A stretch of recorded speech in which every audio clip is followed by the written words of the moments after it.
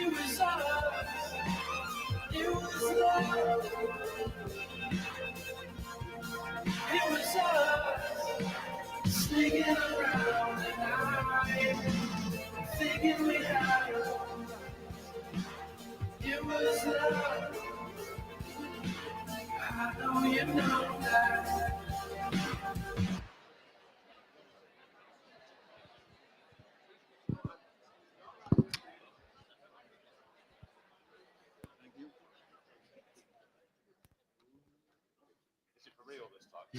Maybe.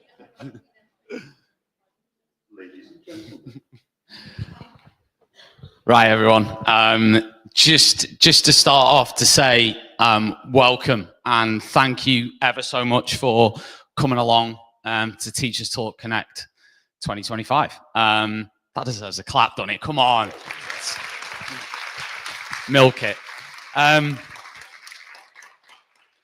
Obviously, these events were probably one of the few events in the country, if not in Europe, of this size that's completely free for teachers. So just want to say a huge shout out to our sponsors who enable us and support teachers to be able to have these experiences. So around the room, you've got all of our fantastic supporters, and during breaks, during lunches, during any time you get a chance, please do go and say hello to them and say hi. Obviously, particular thanks to our main stage sponsors, Oxford University Press and Carousel Learning, and you're going to hear from them in about 20 minutes time. During the day, we're doing a raffle, and we've got a ton of prizes that are fantastic, which I'll run through later on. Got lots of books. We've got some other stuff. Yeah, mugs, t-shirts, whatever, right? We're going to be running a few competitions. There's actually a selfie board somewhere. I don't know where it is, but there's a selfie board. You can take a picture in there, use the hashtag TTR Connect. On every post you do on X, on LinkedIn, anywhere you want to post about the event, just use TTR Connect. There's the selfie board that we've got. If you want to do a picture in there or anywhere else, just use the hashtag and we'll do that. All the proceeds from the raffle are going to go to a charity run in honor of Helen Snelson, who sadly passed away recently, and some members of the history community are doing a charity run soon. So we are going to support that with all the proceeds from the raffle are going to go straight to that. And we will post that amount at some point as well. There's obviously a live stream. We are live at home as well. Hello, everyone at home watching this. We're streaming out across X, LinkedIn, YouTube, also in our sort of our webinar community as well, so people can comment. We're also going to be streaming a lot of the sessions in maths, science, English, RS, and all those sessions are completely free to watch now, and they're also completely free to watch on demand. So anybody who wants to watch them later on can also watch them via the website. I'll talk in about 20 minutes about the rooms and the strands that you're going to go to, but just for now, I'm going to pass over to our main stage host, Mr. Kyle Graham.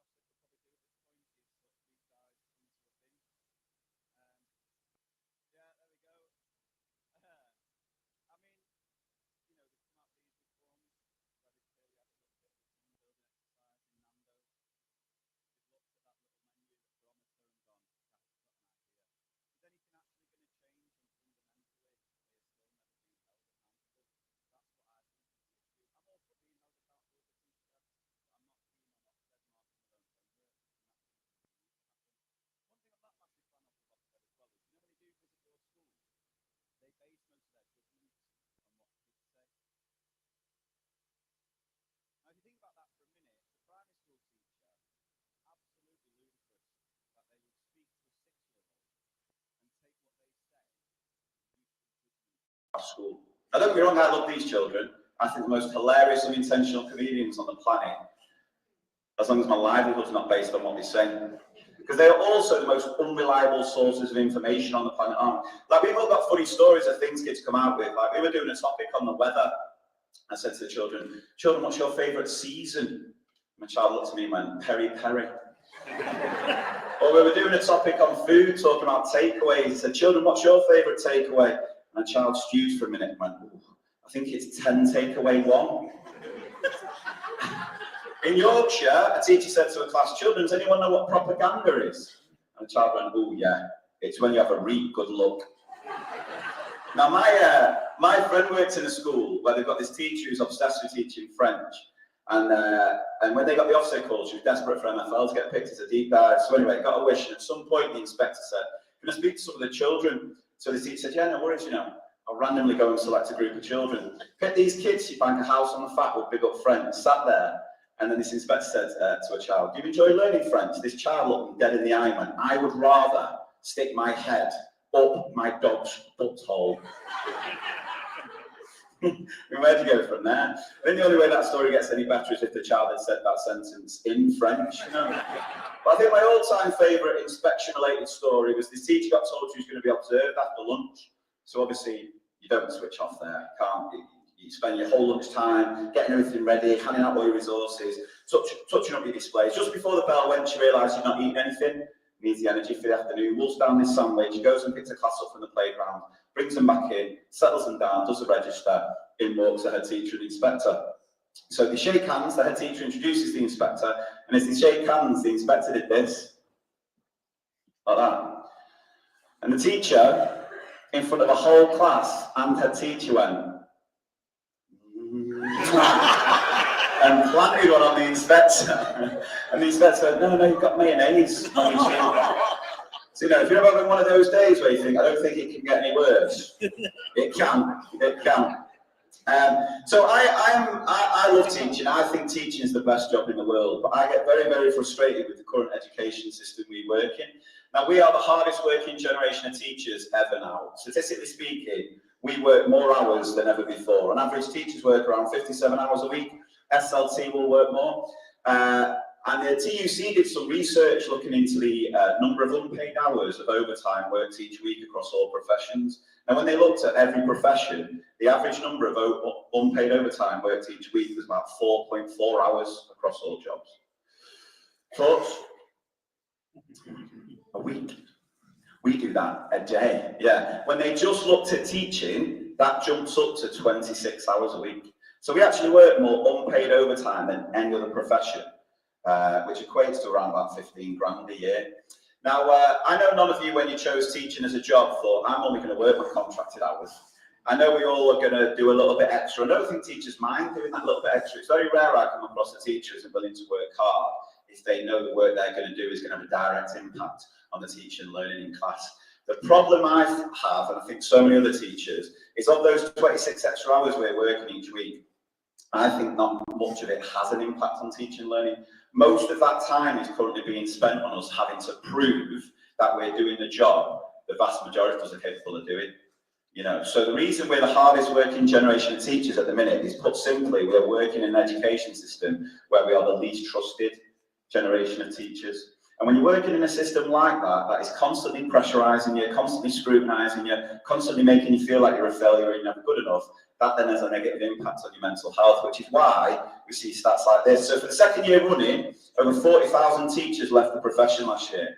So that's 80,000 over the past 2 years. That doesn't include anyone who's died or retired, by the way. That's just people leaving. And I've become this person that a lot of people reach out to. So pretty much daily, I will get messages from teachers who are really struggling, questioning whether they can carry on doing it. And they always say, like, oh, what I worry about is if I leave teaching, I won't be able to get another job. Now, I don't want to encourage anyone to leave the profession, obviously, but I'll tell you this now. Teachers can walk into any other job, because I think we've got the most transferable set of skills going. Because I think within the remit of being a teacher, we do everyone else's job. Like, you could name me a job and we will do it in some way, shape or form. Like being a bouncer.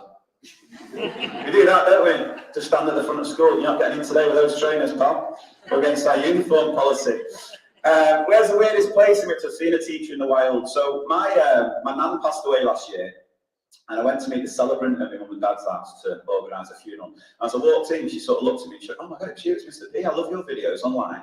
And initially I was like, "Oh wow, I didn't realise my social media content was engaging to funeral directors, but you know, we'll take it." She said, "Oh no, I was a teacher for 25 years, and I just got to a point where I thought I can't do it anymore. So I do this now instead." And I thought, how telling is that? That you would rather spend your working days in the company of people in their worst state of grief than teach? And she was like, "Well, yeah, it's just so quiet." Can't argue with that. So yeah, nearly 3/4 of teachers are seriously considering leaving the profession, and there's been an increase of over 200% in jobs. So unfortunately, this is the current picture of education in our country, and it's something I'm very passionate about changing. And I think there's not just one answer to it. I think there's lots of things that need changing. Obviously, we need massive investment coming into education. We need massive actual reforms with the likes of Ofsted. But for me, I think what we've really got to focus on is reducing workload effectively, right? And giving teachers time. Because very closely linked to time is the well-being issue in education, right? Well-being is a massive issue. And I think the only way in which you can improve a teacher's well-being, the first and most important way in which to do it, is to trust them to do the job, therefore actively be looking at reducing workload to give teachers time. Now, a lot of schools, they don't really do that. Instead, they're jumping on this token well-being gesture bandwagon. I'm not going to go at schools for this. I blame Ofsted again, because Ofsted have the audacity, without any sense of irony when they come into a school now, to ask a teacher, they go, "How's your well-being?" Like they're not the reason workload's gone through the roof exponentially in the past few years. Like, do you think there's a single teacher in England that since Ofsted have introduced these deep dives and this new inspection framework can turn around and go, "Oh yeah, my life's got easier"? Because as a primary school teacher, now, for no extra pay, I've got to lead a subject in my school, a subject that I didn't really study past GCSE, know that subject inside out, how it's being taught across the whole school, across the whole year, have reams upon reams of evidence to show the progression of that subject across the whole school, across the whole year, and what am I supposed to do that in my working hours? So how dare Ofsted turn around and say they care about well-being when they're constantly making workload go through the roof, you know? And that forces schools to go, "Oh, we've got to do something for well-being." And this is where you see these patronising gestures. And I know the heart's in the right place, but honestly, just the first day back in January, I'll give you an example. First day back in January, I got a message from a teacher who said, "We've got an inset day today, but we've all been told, all the staff have been told they've got to come into school at 7:30, because before we start the inset day, we're going to do an hour's wellbeing session." Wait, get this, doing a line dancing class. It's going to get filmed, and then it's going to get put on the school's social media pages. So all these teachers are getting really anxious because they're like, "I don't want to be filmed, doing line dancing." What member of SLT sits there going, "Now what my staff need is a bit of Kenny Rogers and some cowboy hats." I actually put it out on social media, you know, what's a wellbeing initiative your school's done? That's sort of missed the point. And don't get me wrong, there were some nice suggestions. Two things I've learned: if you are going to offer something for teachers' wellbeing, one, it's got to be optional. Can't force people to do it. Like the school who forces every staff member to stay behind on a Friday to do yoga. And if you don't go to the yoga wellbeing staff meeting, you get an email from the head teacher over the weekend asking you to explain yourself on Monday, right? So it's got to be optional. And the other thing is, you can't be expecting teachers to give up their own time to do it. But there were some quite funny examples. Like one school said, "Oh, we got told we could wear jeans." I mean, I don't know, does jeans improve your wellbeing? I've not worn a pair of jeans in about 5 years. Since the lockdown, I've just been in joggers. I'm all about, even these smart trousers I'm wearing today, they're elasticated at the waist. That's how deep I am into my jogger obsession. There was a school who did 2.5-hour twilight learning yo-yo tricks. Yeah. And you know, I'll tell you this now, if anyone ever tried to force me to do a yoga wellbeing staff meeting, I'd give them a pose, and it involved one finger. Do you know what I mean? I can't think of anything worse than being forced to sit in the hall, stand in the hall doing a downward dog, like shoving my arse in Sharon's face. Sorry about that, Sharon. All the while, I'm thinking, I've got 3 sets of books to mark after this, because tomorrow there's another book scrutiny. I don't see the irony in that. The thing with wellbeing, it's completely and utterly subjective. Like what works for me isn't going to necessarily work for you. I'll tell you the one thing that brings me the most amount of joy in my life at the minute, which is why unfortunately I can't stay for the whole day, is I love nothing more than spending my weekends watching my kids play sport. So my kids are really into football, rugby, athletics. And from Saturday morning, Sunday afternoon, me and my wife stood out in a freezing cold field watching. And I'm telling you this now, I don't think there's a better feeling on this planet as a parent than when you stood there watching your kids play sport and another parent turns around to you and goes, tell you what, your lad's having a good game today. It is the best feeling ever. But I can't turn around to you and be like, surely we well-being. Go and watch some kids play sport. You might not have kids. If you start doing that, you're probably going to get in trouble, aren't you? So you know what's best for your well-being. What you guys need is the time to do it. Now, what I've discovered over the past couple of years that I don't think there's anything that's had such immediate impact on reducing workload more for me as a teacher than all this emerging AI technology. I genuinely think this AI has changed my life. So I've hit a bit of so I'm turning a significant birthday this year, and with the job that I do, where I'm traveling here, there and everywhere, I've fallen in some bad habits where I'm eating out of the service station, hotel breakfast. Whenever you do an inset day in a school, they always put a spread on, and I'm a sucker for a sausage roll. So I was making some unhealthy choices. I thought, right, I've got to get myself in shape this side of my birthday before.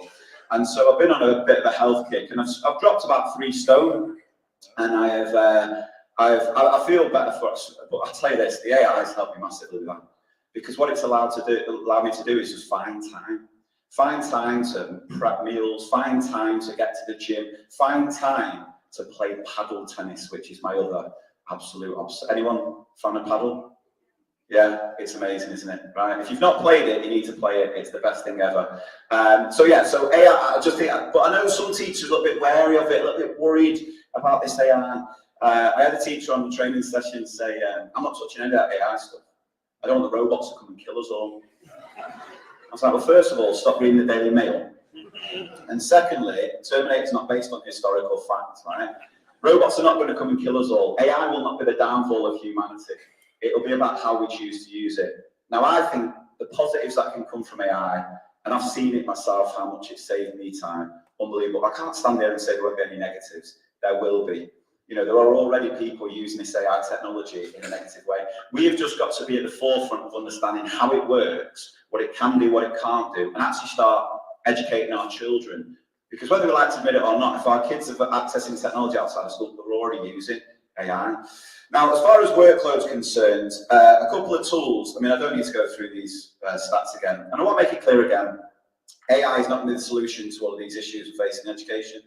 I think we're all drowning in workload. What I found this AI to do is give us a bit of a lilo to keep our head above water with it. But some of my favourite AI tools to use are these on the board there. So I'm sure some of you are familiar with them. But a couple of things I want to talk about before I demonstrate a couple.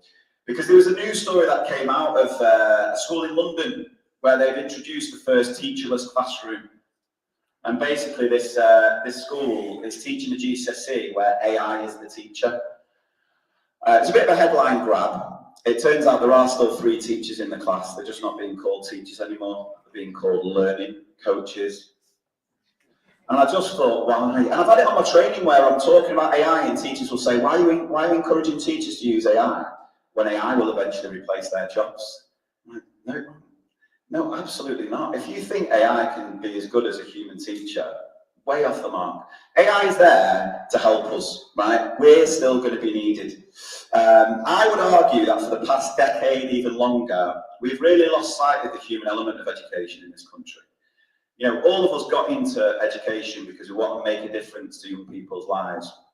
But we're almost forced through our education system to see children not as humans anymore, but little bits of data. And we're just solely on getting that data from there to there. What this AI should be doing is put a much bigger focus back on the human element of education. And the AI can help us. The AI can generate 101 questions about a particular topic, but the AI is never going to be able to make that child understand what an incredible achievement it is that they've persevered and stuck with something even though they found it really hard to master it. You know, AI is never going to be able to know that a child struggling to engage with their learning because of something that's happening outside of school. That's a human quality that AI will never be able to replace. So while AI can help us teach the curriculum, humans are always going to be needed to develop the whole child. So you've got to see this AI as a tool that can help us with lots of different tasks. but it should never be discussed to replace teachers because it's not got the personal connection. It's not got the understanding, the professional judgment that we bring. And that's what you've got to remember with AI. Once it generates something, that's only half the job. You've then always got to use your professional judgment to check, tweak, and evaluate the output. Because what it thinks is a perfect answer is never going to be what you think is a perfect answer. So you've always got to check it, use your professional judgment. It's a great way to give you a starting point, some ideas, some inspiration, but it doesn't know your students, it doesn't know the dynamics of your classroom. It provides generic responses that, again, you need to tweak. Those generic responses are based on pattern recognition from its data set, which is the internet. And as we know with the internet, not everything's reliable. So there is the potential for AI to give us inaccurate outputs if it's referencing inaccurate data from the internet. So that's why we've always got to critically evaluate what it produces. So, yeah, couple of tools then very quickly. I don't know if anyone's come across Notebook LM. Notebook LM, absolutely brilliant. What this tool allows you to do is you upload the data. You upload documents. So I've been using this with my dyslexic son. My son, Harry, is 14, he's in year 9, he gets these knowledge organiser homeworks that he finds really hard to get his head around. So we've uploaded his knowledge organiser homework to Notebook LM. The AI then becomes trained in that data.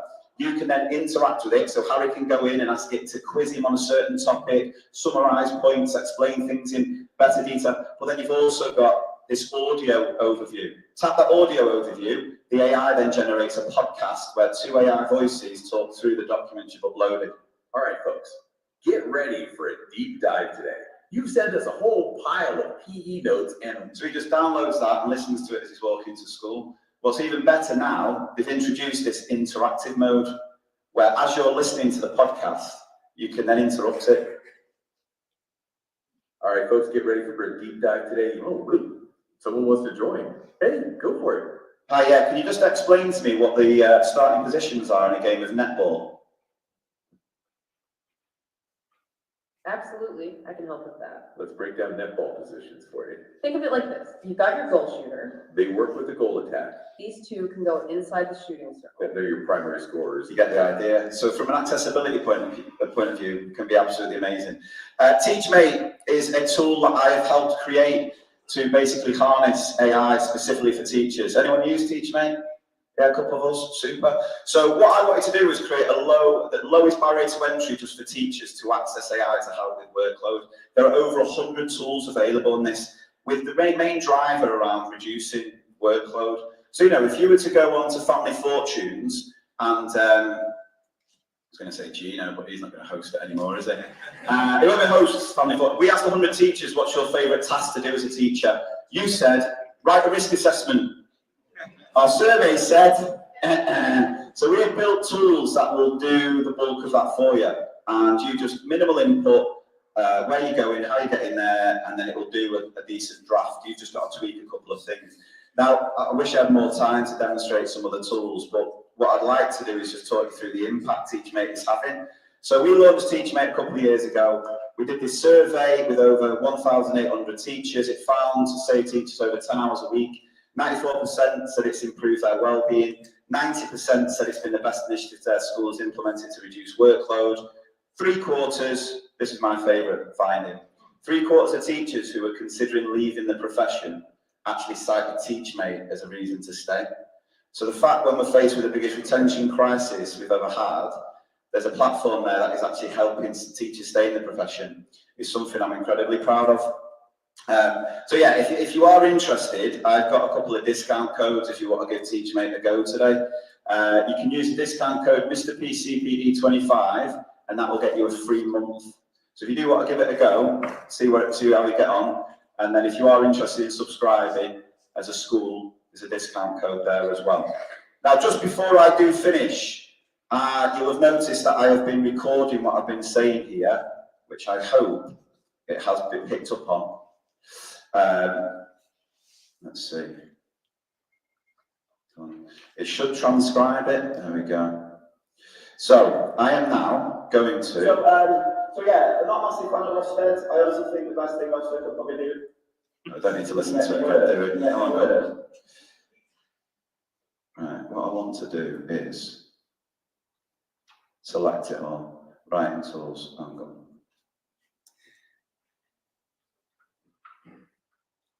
What I wanted to do was copy it all. There we go.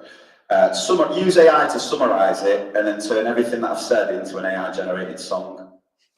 Right. That was going to be my big finish. We'll see how we are. Right, so let me just. Can you just clarify what data your teach AI is based on? It's what do you mean? What data? Well, I mean, you're saying that like generative AI is based on the whole internet. What are you using as the information that you're? So it starts with a base model from different AI models like OpenAI, Anthropic, and a couple of others. But what we're able to do with the AI is feed in more specific education data as well. So Where's that coming from? Is that from all users, or are you deciding what? we put in that extra data, so your curriculums and DFE guidance, or there's a tool on TeachMate called DocuDive, and if you go onto that, once you select your curriculum, you can see the documents we fed into it. Yeah. So I'm just going to summarize this, and I'm going to copy that summary. There we go. Oh, it's quite long. We'll just take that first paragraph, shall we? Then I'm going to jump into this tool, Suno. Anyone come across Suno? I love Suno because I love using music in the classroom. Problem is, I can't sing, and I know the impact music can have to help children remember facts. So what I'm going to do is I'm just going to paste that there, and I'm just going to say, oh, it's not going to work, that is it? Explain why teachers are amazing in the style of a drum and bass anthem, right?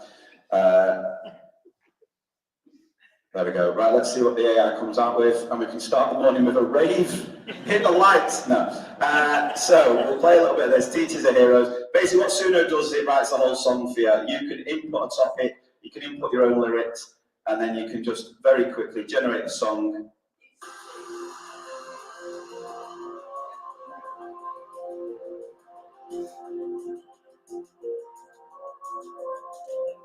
They stand tall, we fall, guiding us through it all. In the class, they inspire. You know it's going to come with a big drop in a second. Right? Teachers are heroes, giving us in our way. So it's a great little tool because I love using music in the classroom. I've used it to create our Leavers song for Year 6 to make it more personalised, so you can have a good. It's absolutely free to use, and you can create songs to help explain all different type of concepts. So yeah, thank you so much for joining me. I hope you found that useful, and have a wonderful rest of the day. Thank you very much.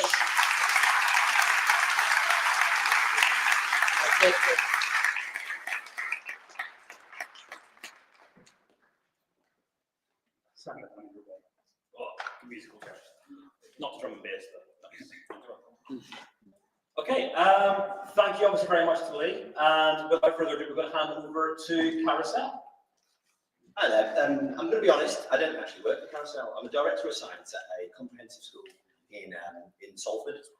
Proper comprehensive school. You read into that what you want. So Carousel have called me here today because I use it on a day-to-day basis.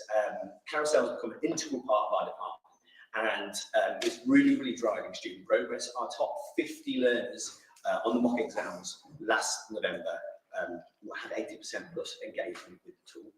I'm going to talk about one feature that I'm really loving on Carousel because we don't have time to do all of it. So what I'm going to talk about today is the sliders. Carousel introduced the sliders last year, and you'll see the sliders on the corner there. And what we do is we set a homework, and students go and often do it, and then we set the homework as retrieval in the next week. And then what I do is I say this: hands up if you've got question 1 wrong. Hands up if you've got question 2 wrong. Hands up if you've got question 3 wrong. And obviously, kids put their hands up for each response. And then what I can do is I can input the data using the sliders into Carousel, and the kids absolutely love it. Could you just, Yeah. get the video? So the kids absolutely love it. Video. If you just get, if you get it. Kids absolutely love it. Because number one, they see that I care about what answers they've got on retrieval. That's the first thing. Number two, when you drag the slider all the way to the end, there's fireworks. So if the students have all got it right. They get this lovely kind of buzz of the fireworks in the room. And number 3, I also show the kids how well they're doing on the quizzes. So we started to get this feedback loop in terms of homework. The homework feeds into the retrieval, and the kids get success immediately when they understand they've done their homework and if they've done it properly. So you should see fireworks. Yeah. And it's been a brilliant thing to get engagement. We've gone from having like kids not doing homework 2 years ago to pretty much 60 to 70% of kids engaging in the homework. And it's an easy capture. So we're also getting feedback for us as well. We can tailor our homeworks to meet the needs of our pupils, and we can essentially ask the right questions for homeworks by using these slides. It's massively supercharged retrieval in our department. The whole department uses it. It's super easy to set. People are setting homeworks every week. Most of my department have set 20 weeks worth of homework, 22 weeks worth of homeworks over the last year, and the kids are asking for it as well. The kids are also using things like study packs, which we set regularly, and they're pushing their grades like nobody's business. So I'll be here all day at the front. Come and speak to me about it, or anything you want. I'm a teaching and learning nerd. And if you want to book a demo or something like that, we've got the QR code there. And if you want me to show you how I use it with my classes, I've got the computer there. Thank you. Well done. Huge thanks to Carousel for supporting the event today.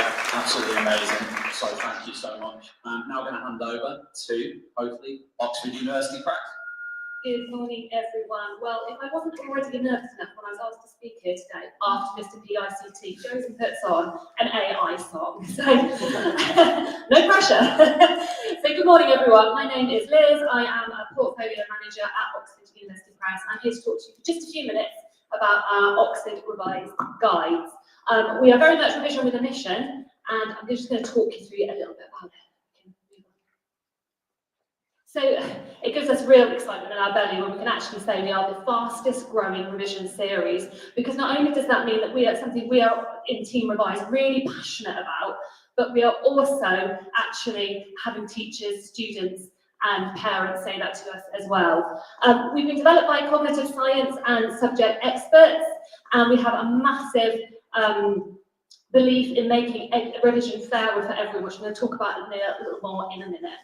So this is our range. We currently have 61 guides across 11 subjects. I've included some of them here, so I've got English, Maths, History and RS, but we also have a huge science range, computer science, psychology and geography, and that's not all. Hitting the market actually this week, this is super exciting because we have 4 of these books that have landed this last week, and I was like, am I going to get them here in time? Am I not? Well, the good news is I have. So if English literature is your thing, we have got Macbeth, Romeo, Juliet, and Inspector Calls and Power and Conflict here today, and we've got the rest of the titles on this page arriving by Easter. In addition, coming in the summer term, to complement our new MFL AQA GCSE resources, we have French, Spanish and German in both higher and advanced copies, and we're also introducing business studies. I've talked about the fact that we are working with subject specialists and expert authors, and I've just popped a few here today. So we have Jenny Webb for English language, Aaron Wilkes for history, Dawn Cox is here today for RS. Adelaide McLaughlin for psychology, Lindsay Baldwin is our English literature, and Primrose Kitten for science. So to talk about the books, they all follow the same format for each unit. The first part is knowledge, and this is where the cognitive science really comes in, because we've really thought about how much information is right to give you good content knowledge before it becomes overwhelm. And the books are hugely well laid out to enable you to get just the right balance. They then follow on to a retrieval section where you can literally, if you see that right-hand page of the retrieval, you put your hand over and it's quick-fire questions to see what you've retained. But that's not all, because also on there we have at the very bottom, you see the dark blue flash. It says previous questions. So we also interleave questions from previous chapters to really embed that long-term memory. And then finally, at the end of the books, we have our practice area, which is our exam-style questions. I said we are passionate about making revision fairer, so I've included just one stat here. 52% of disadvantaged young people get grade 4 in English and Maths GCSE compared with a national average of 71%. That's a 20% difference. It's huge. So because of that, because we want to make revision accessible to everyone, we are giving 20% of all English, GCSE English language and GCSE maths for orders to schools for free. And on top of that, all of our orders to schools also get 50% discount off RRP, with prices starting at a very low point. So we've got a few peer quotes here we've got from various teachers, parents, students. It's like having the perfect teacher in a book. I think we can all add the human element onto that, but it's a really nice, succinct way to talk about how these are really delivering. And finally, if you want to come and see me, I'm going to be over in the corner all day. I've got a full range of books for you. You can also scan the QR code to find out more. Thank you very much.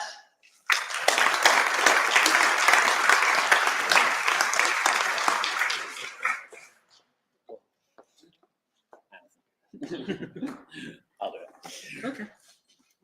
Right, everyone. Hello. Yeah, huge thanks to Oxford University Press and Carousel Learning for supporting the event today. What we're going to do now, we are going to go straight into these subject strand sessions with a little bit of luck. Now, if you are in maths or history, you are going to stay here because you are going to have a few table talk sessions happening. If you are in English, you're going to go to G1.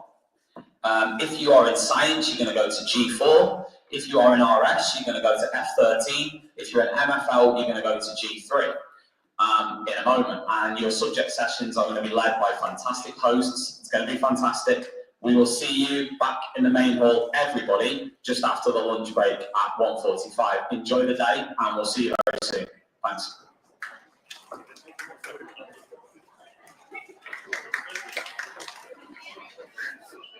Minutes.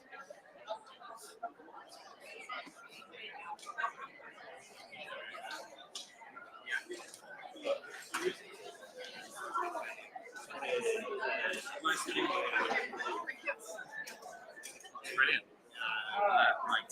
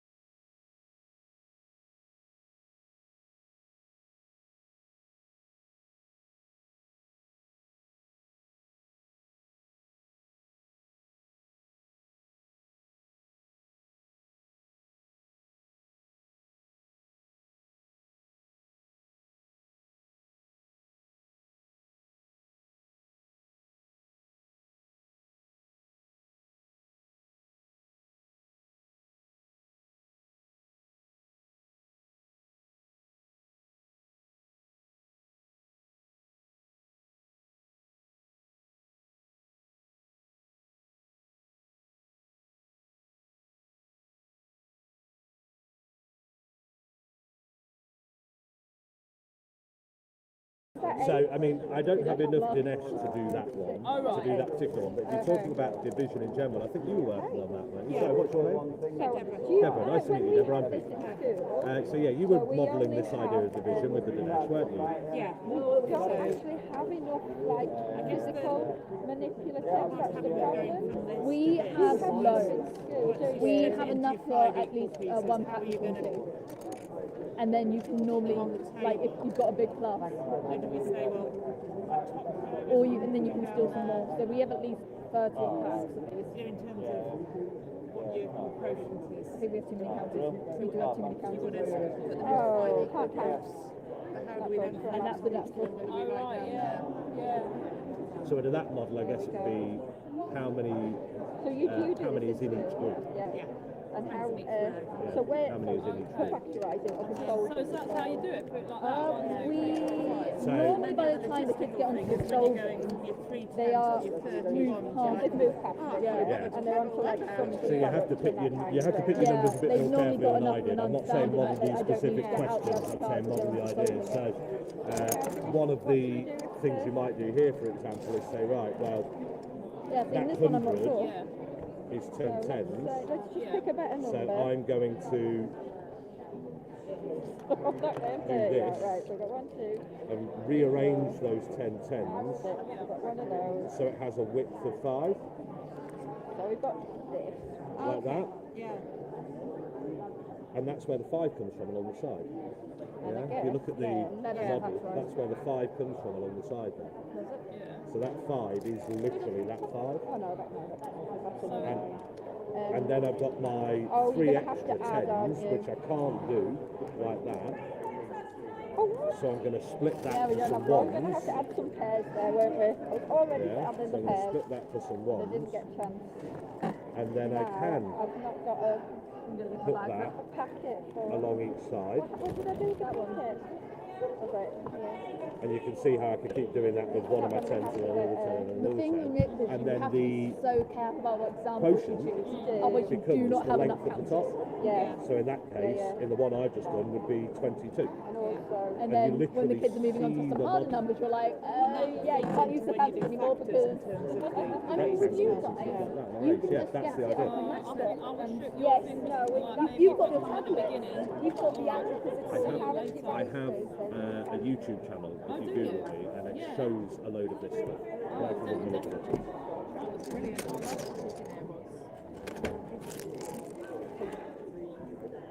Thank you very much. Welcome up. Oh yeah, you guys have come from the wrong side. We're supposed to rotate clockwise. Oh, you came from there. That's all right. It's because you came from behind me. That's what threw me there. It's a pincer movement. welcome, everybody. Thank you. I'll give you one of these. Okay. Thank you. So you've got something to look at. Oh, I can do this. So, excuse me, talked 3 times now and I haven't got any water with me, which is a really bad idea, but never mind. So, welcome. My name is Peter Mattock, and I'm talking today about maths, not methods. And this talk was or this little session was inspired by the idea that, I've done that wrong. I do quite a few bits and pieces across maths education, but one of the things I do is lead subject and curriculum sessions with local skip trainees. So I'm responsible for developing their mathematics while they're on placement. They come to me most Friday mornings to do that. And one of my trainees is in a school that I love because they mandate that you have to use manipulative representations to explore maths ideas, even at secondary level, which is more rare than it might be for secondaries to actually use manipulatives and use images to support making sense of maths. But something had clearly gone wrong with her induction because she was teaching them how to solve equations. And what, like the equation at the top of your sheet there, she'd used this sort of algebra tile pan balance kind of idea. Yeah? So you can imagine this almost like a pan balance where you can see what's in one pan, you can see what's in the other pan, and they balance together. So those two are equal to each other.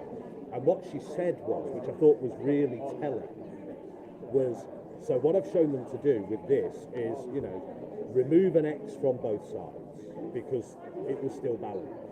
Yeah? Which gives me 2x plus 2 on that side and 14 on that side. And then I've shown them to remove the 2 from both sides. So you've got 2x equals 12. And then I've shown them to split that in half and split that in half. So you've got the x equals 6. And she was modelling that.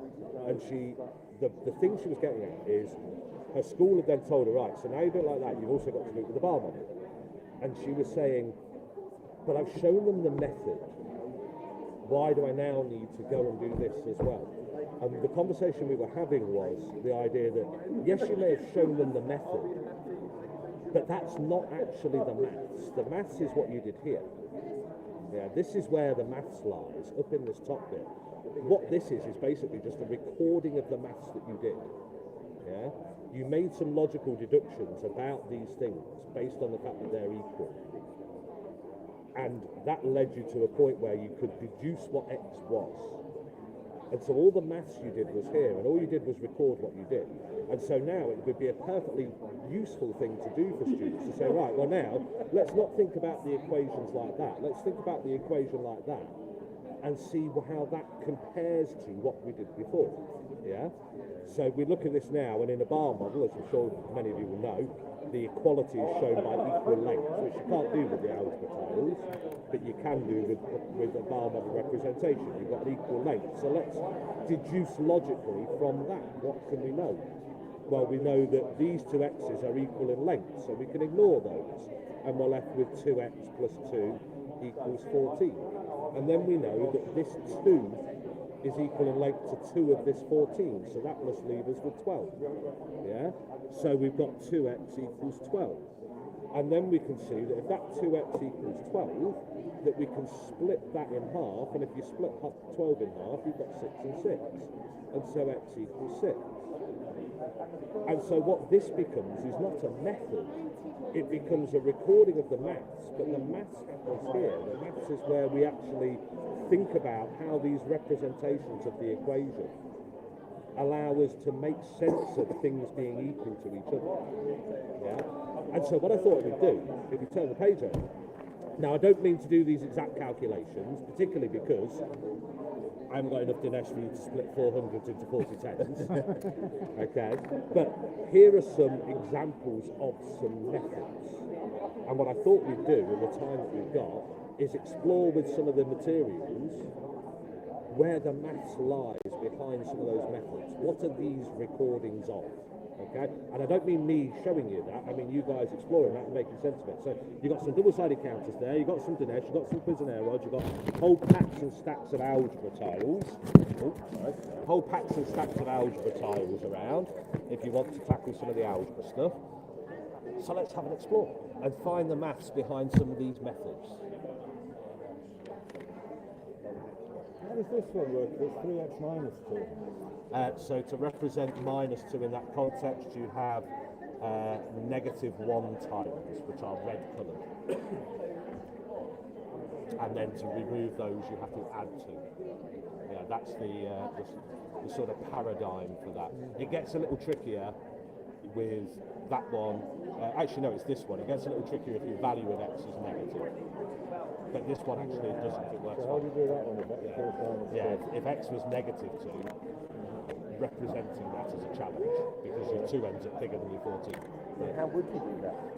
So normally I would use a number line and actually show them on a number line, and as a consequence of the number line, you can kind of get a sense of the fact that x is negative. X would have to be a negative number to make the 3x plus 2 equal to the x plus 14. So yeah, but anyway, let's come to these. What are we thinking? These are some methods. How might we, and you know, you won't, the bottom one you probably wouldn't use manipulative for, but how do we show the maths behind what's recorded in these sorts of things?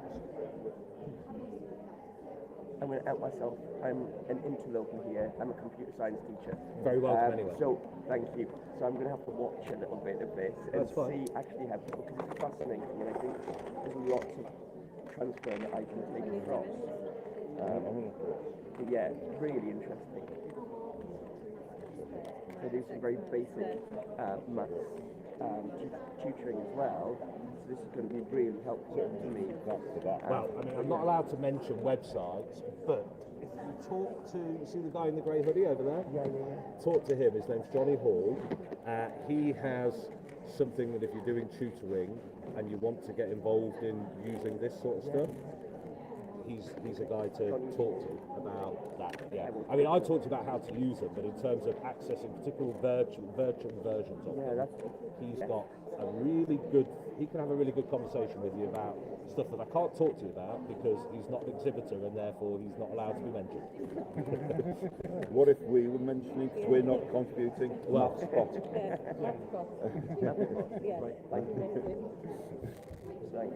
see, this is interesting. Look, you've got your ones along your x squared there, which of course you're not allowed to do. They're not the same size. They're not the same. They're not the same size, and that's the idea.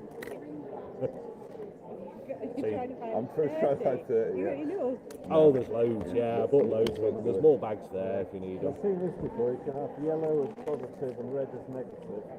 So that's -10, and let's take away -5. So yes, you can, but what's interesting then is, how does that become -10 plus 5? Because that's the process we want kids to get to. -10 minus -5 becomes -10 plus 5. So how do we see the maths behind that transformation of the calculation? Because you can add 5 like that, and 5 yellows and 5 reds. So I'm trying to get from. I need to turn them around the other way. Oh, don't worry about that. Yeah. Colours are ambiguous. Yeah. You can use red as positive and that's green as fair enough. negative. You're like, yeah, Right. absolutely. Well, how so do you you get can from actually that add the 5 round to that to remove the without knowing that? -5, and that's what leaves the -5 at the end. So like if you've got that. That's exactly how I do that sort of thing. Yeah, using the positive and negative Occasionally. characters. Like, I have done this before, but generally only with students who have tried other methods. Sometimes you have to try like method after method after method and then find one that See, works. isn't that the thing? You've got method after method after method, and actually what we should be doing is just trying to make sense of that, because maths is a subject that makes sense. So without let's knowing just find ways of making sense of what that means, and then the method just becomes the recording of the maths that we did. Yeah. We did this maths. What did we actually do? So we've got you're doing the I'm factorization. So I'm sort of. If I ignored that, I didn't know that. Yeah. How would I get from that to this bit? Yeah. That's what I'm sort of trying to figure out at the minute. Yeah. So you'd have to have. So you've got the right idea of trying to create that as a rectangle. Yeah. And then it has to line so then corner along there. So then we need to fill the gaps in the rectangle. Right. Yeah. Okay. So you have that. So they're all negative because they're backwards, and to get that positive. Then you need to introduce the reverse of that over here, wouldn't you? So in terms of resources for this sort of stuff, who must not be named. So, talk to Johnny about virtual manipulatives. Talk to Amanda, wave. Just wave over here. So people can see you are. Sorry. Talk to Amanda about resources. Thank you. And so now look, if we look at what's happened there, we have split.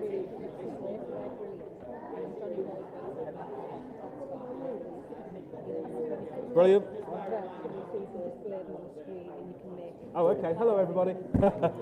So yeah, what you've got there is the x squared minus 6 in one group and the 5x minus 30 in the other group, haven't you? Yeah. And Yeah, then he was getting that first step, that first bit, getting right. from like how to set it out to then move from that first bit to that second bit. It's all right. Welcome. Hello. What's your session on? So, my session, God, I need a drink desperately. Talking for this long is really bad.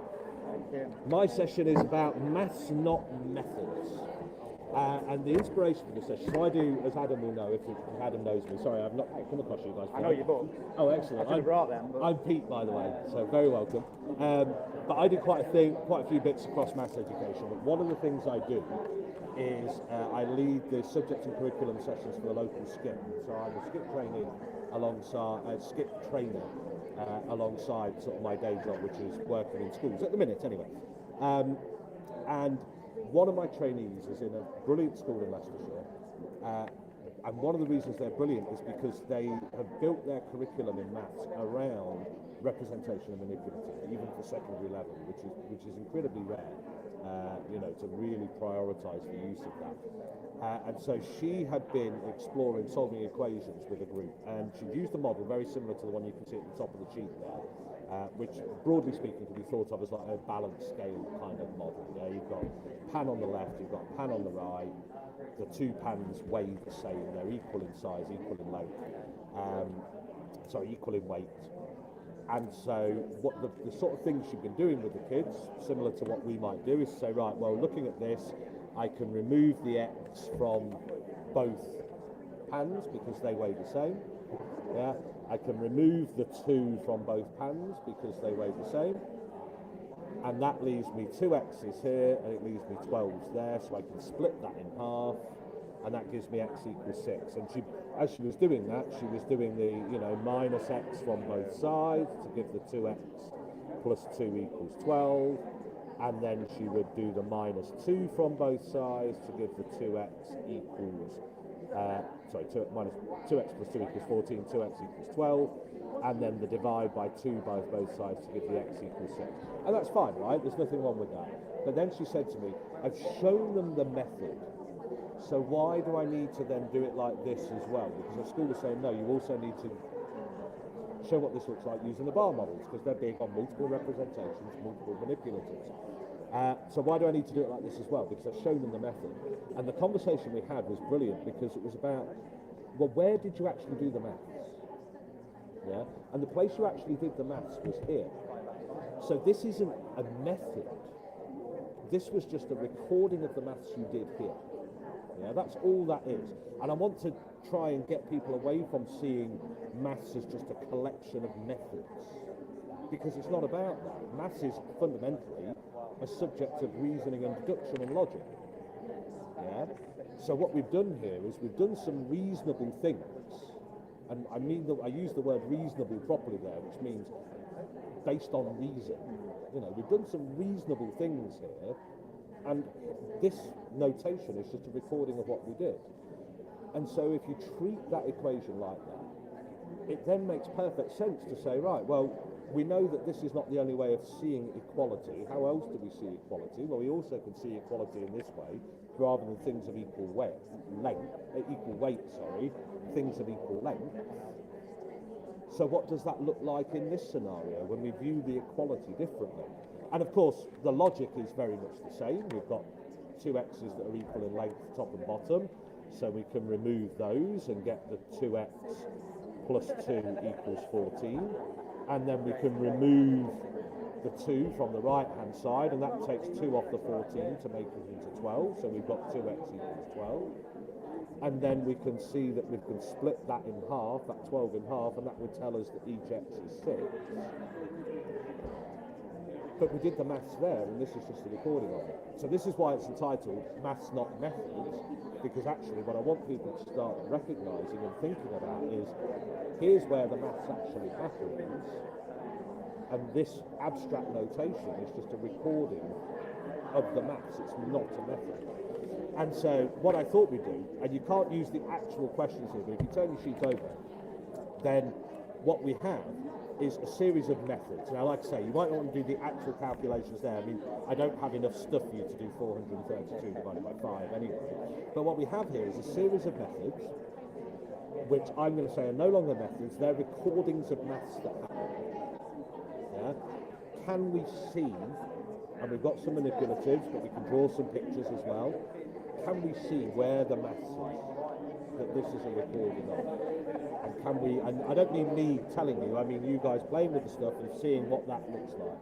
Can we see what the maths is? And for those people that are watching at home, there you are. They're the maths, they're the recordings of the maths. And those, that's the equation that we were looking at. And the point being that the abstract notation is just a recording of the maths. The maths happens in the picture. So we're going to explore some things on the table here with the manipulatives to see if we can find the maths behind these recordings. So, pick one and let's play.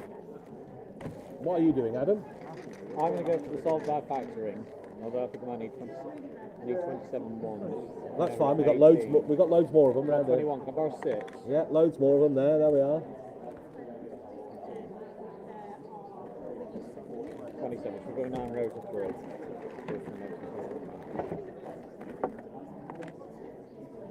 Feel free to take some Haribo as well. Move around here, so you guys, what are you guys looking at? I think if we did that, though, could we not still split it into 5 parts, and we could exchange? So we've got 400. Our 5 fruits is not enough, so I could exchange them for 10. And then I could put them in to 5 groups. Yep. So how would you put them into 5 groups? Well, ideally I'd have a whiteboard vertically, but I could just make 5 separate groups. So you do it as split them into 5 separate groups. Oh, see, that's really interesting. And then I could then exchange again. Again, always trying to stress the children. So almost like having 5 circles on a table and sharing it across the 5. Yeah. No. And then I could say when we get to the end, well, what can we do with these? I know we can end it there, or is there another way? Could we then go further, or do we want that? Yeah. So interestingly, because the way I would look at that is not to split it into 5 groups, but actually to arrange it like that, so that this length was 5, and then so that would be my 100, if you like. And I'm not going to do 400, so I'd say I don't have enough. But that would be my 100. Like that. And then I say I might take my 30 and split it into the ones and exchange it. And so if I just take one of the 10s and exchange it into ones, because the reason I would look at it like this is because I'm not going to do all of them, but you can imagine I do that. Because now, look, if you look at that, you can see the 5, and you can see the 120, the 22 across the top that you're going to generate. So you actually generate that picture, and that just becomes a pure recording of what that looks like. Yeah, it looks like something with 5 along the side, and it would be 86 along the top, but in this case it's 22 along the top, with the remainder of 2. And it's so easy to go from there to the actual algorithm, because it's just, you go, right, so what did we do? Well, we arranged 5 along there, and so that. We've got like 10 minutes yet. What are you on about? Adam, what did you do, just very quickly? I have factorised the x squared minus 12x plus 27. And I've solved it. I can say, well, either that side must be worth, if it's going to be worth 0, and multiplying to make 0, either that side must be worth 0, or that side must be worth 0.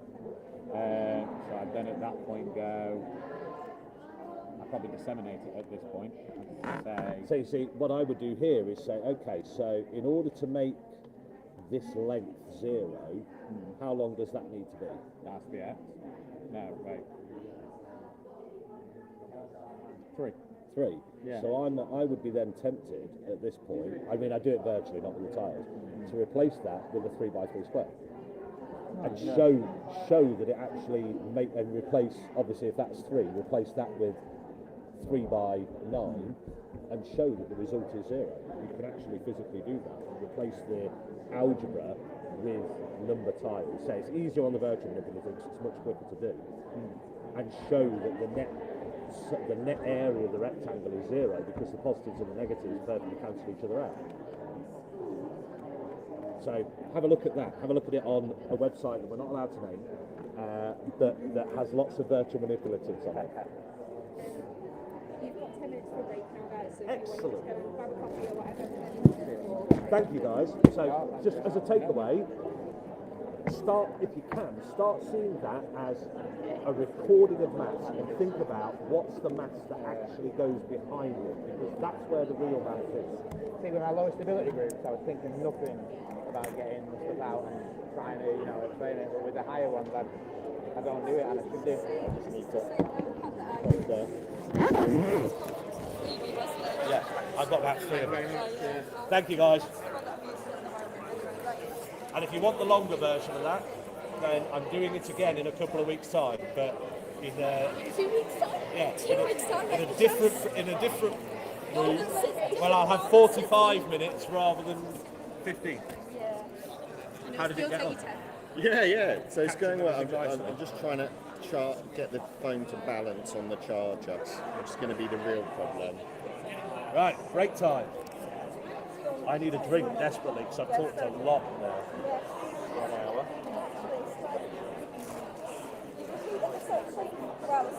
Yeah.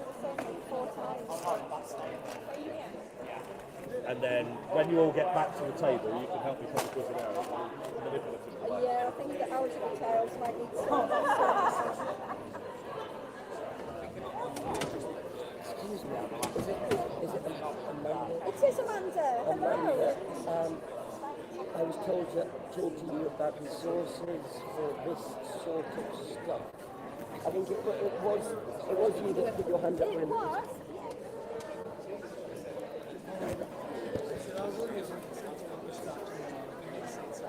It's good to see it.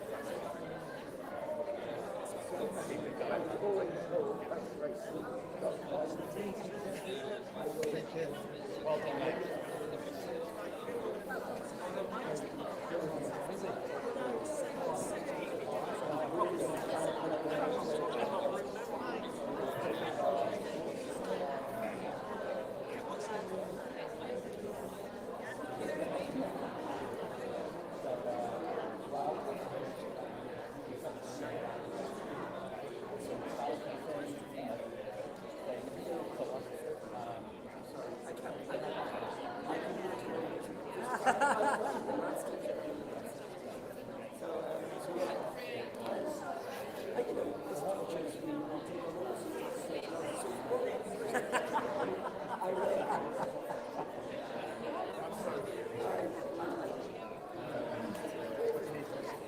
No, we're all good. We just finished these on the plane. These guys, before they go to last. Kyle and no, it's okay. What choice did you make? We went, we're going to make some puns. But I do. Pre-prepared. And it's not making fun of him, I don't have any. We used to listen to your radio show like at the same time, and lots of each other, and we'd be like, oh my god, it's so funny. Yeah, we did. People got prepared. Good. So yeah, spent a bunch of time on. Oh yeah, I was expecting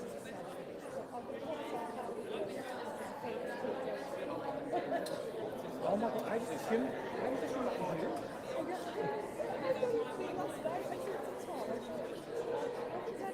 Where did you put the...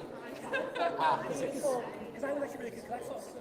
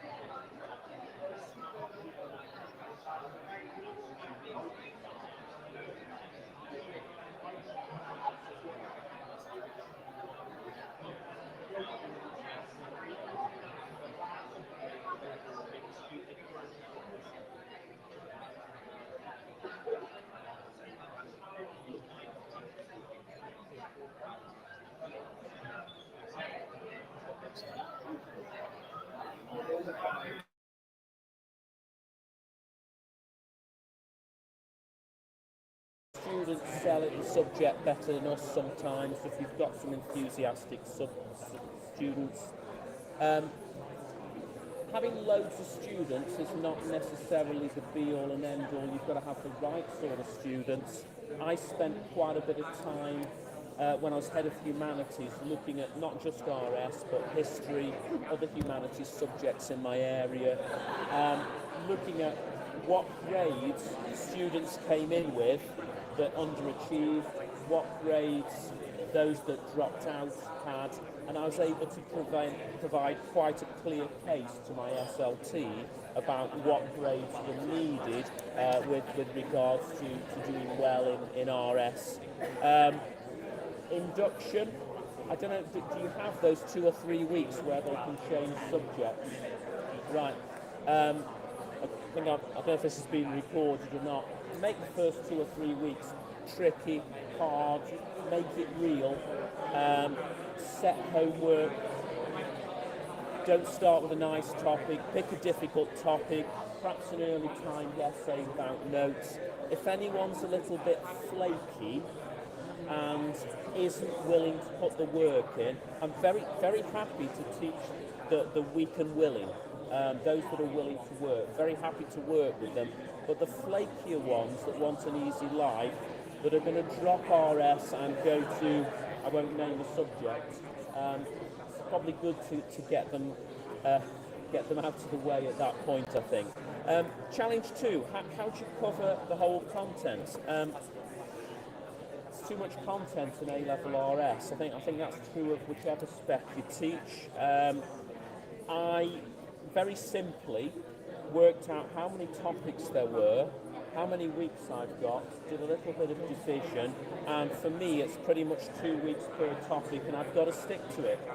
It's very tempting to let things drag sometimes if you think that things aren't, that they're not getting it, but you make a plan and you stick to it. If you know you've got to be at Cornwall by the end of the day, then driving at 30 miles an hour for the first 3 hours isn't going to get you to Cornwall. So rough time per topic, and I share that with my students so that they know we are going to have to move fast. This is where we're going. This is what we're getting there. Are there any part topics that you can flip?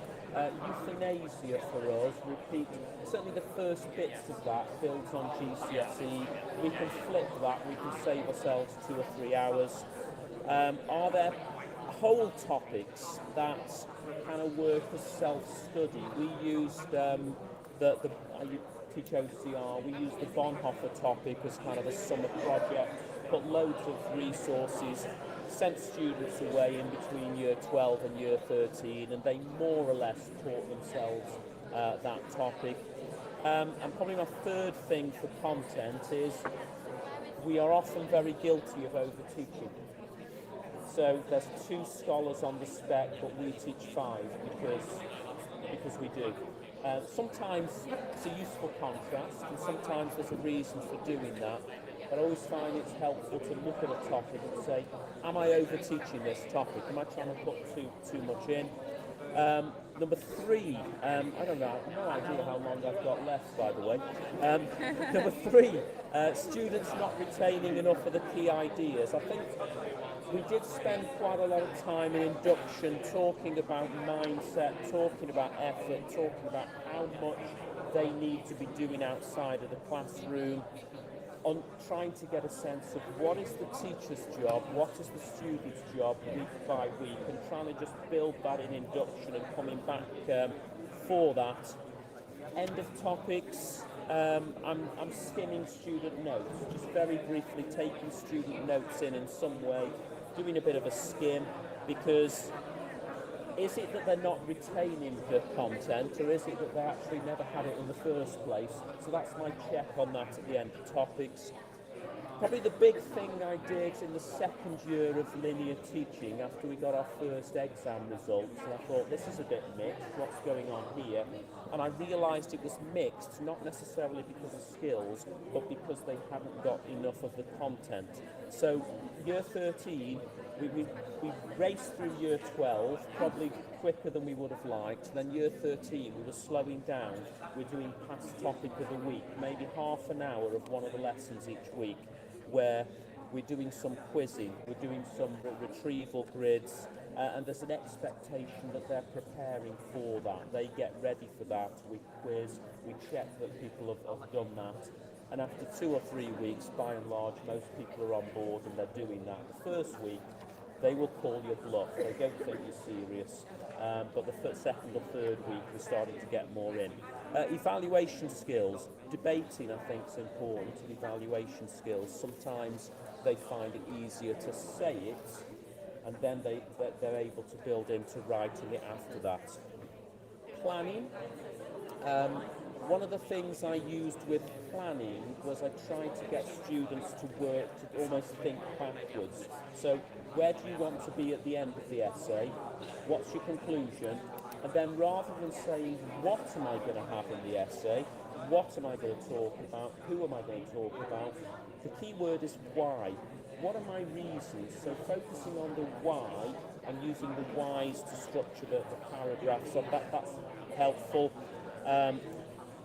Haven't got a lot of time to do lots of timed essays. We'd like to do lots of timed essays. We don't always have as much time as we'd like, but they can do paragraphs.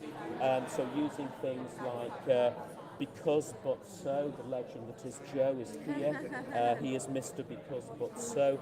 But there's other things. There's acronyms. There's pace. There's peace. There's peril. Doesn't really matter what you use, really, as long as your students know what you're going to use and they're consistent. Challenge 5, it's all going really well, and then they do the mock exams. It's an absolute car crash because that's the first time they've done a full 2-hour plus exam. It's normal, it's okay, it happens, it's normal for it to be worse. It's that, again, trying to the students to go, right, okay, this is a mindset thing, this is a bit of a mess. How do we fix it? It's normal to do that. Mock exams, showing them what a good one looks like, so using past scripts or part of past scripts. I'd say be careful on that. I'm still, my group last year were traumatised by a full mark Kantian ethics essay I showed them, and they were basically mostly a B/C group. It was the wrong essay to show them. I needed to show them something that was just a bit better than what they were currently doing. And getting better requires practice, so timed essays rather than homework essays. Some homework essays perhaps early on. If you can get at least 2 full papers, that's great.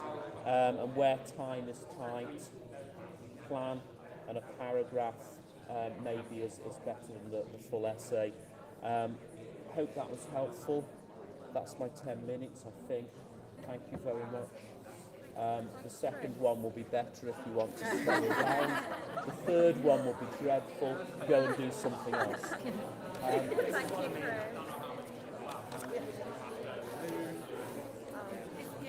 All the speaking rooms, yeah, good idea. Yes.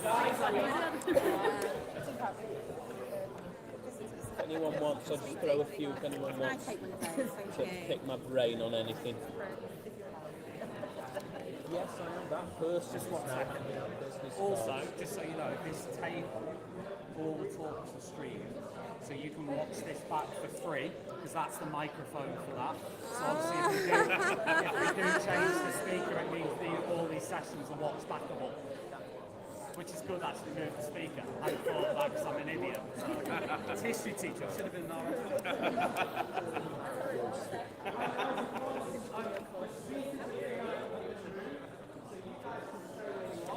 Everyone can stay where you are.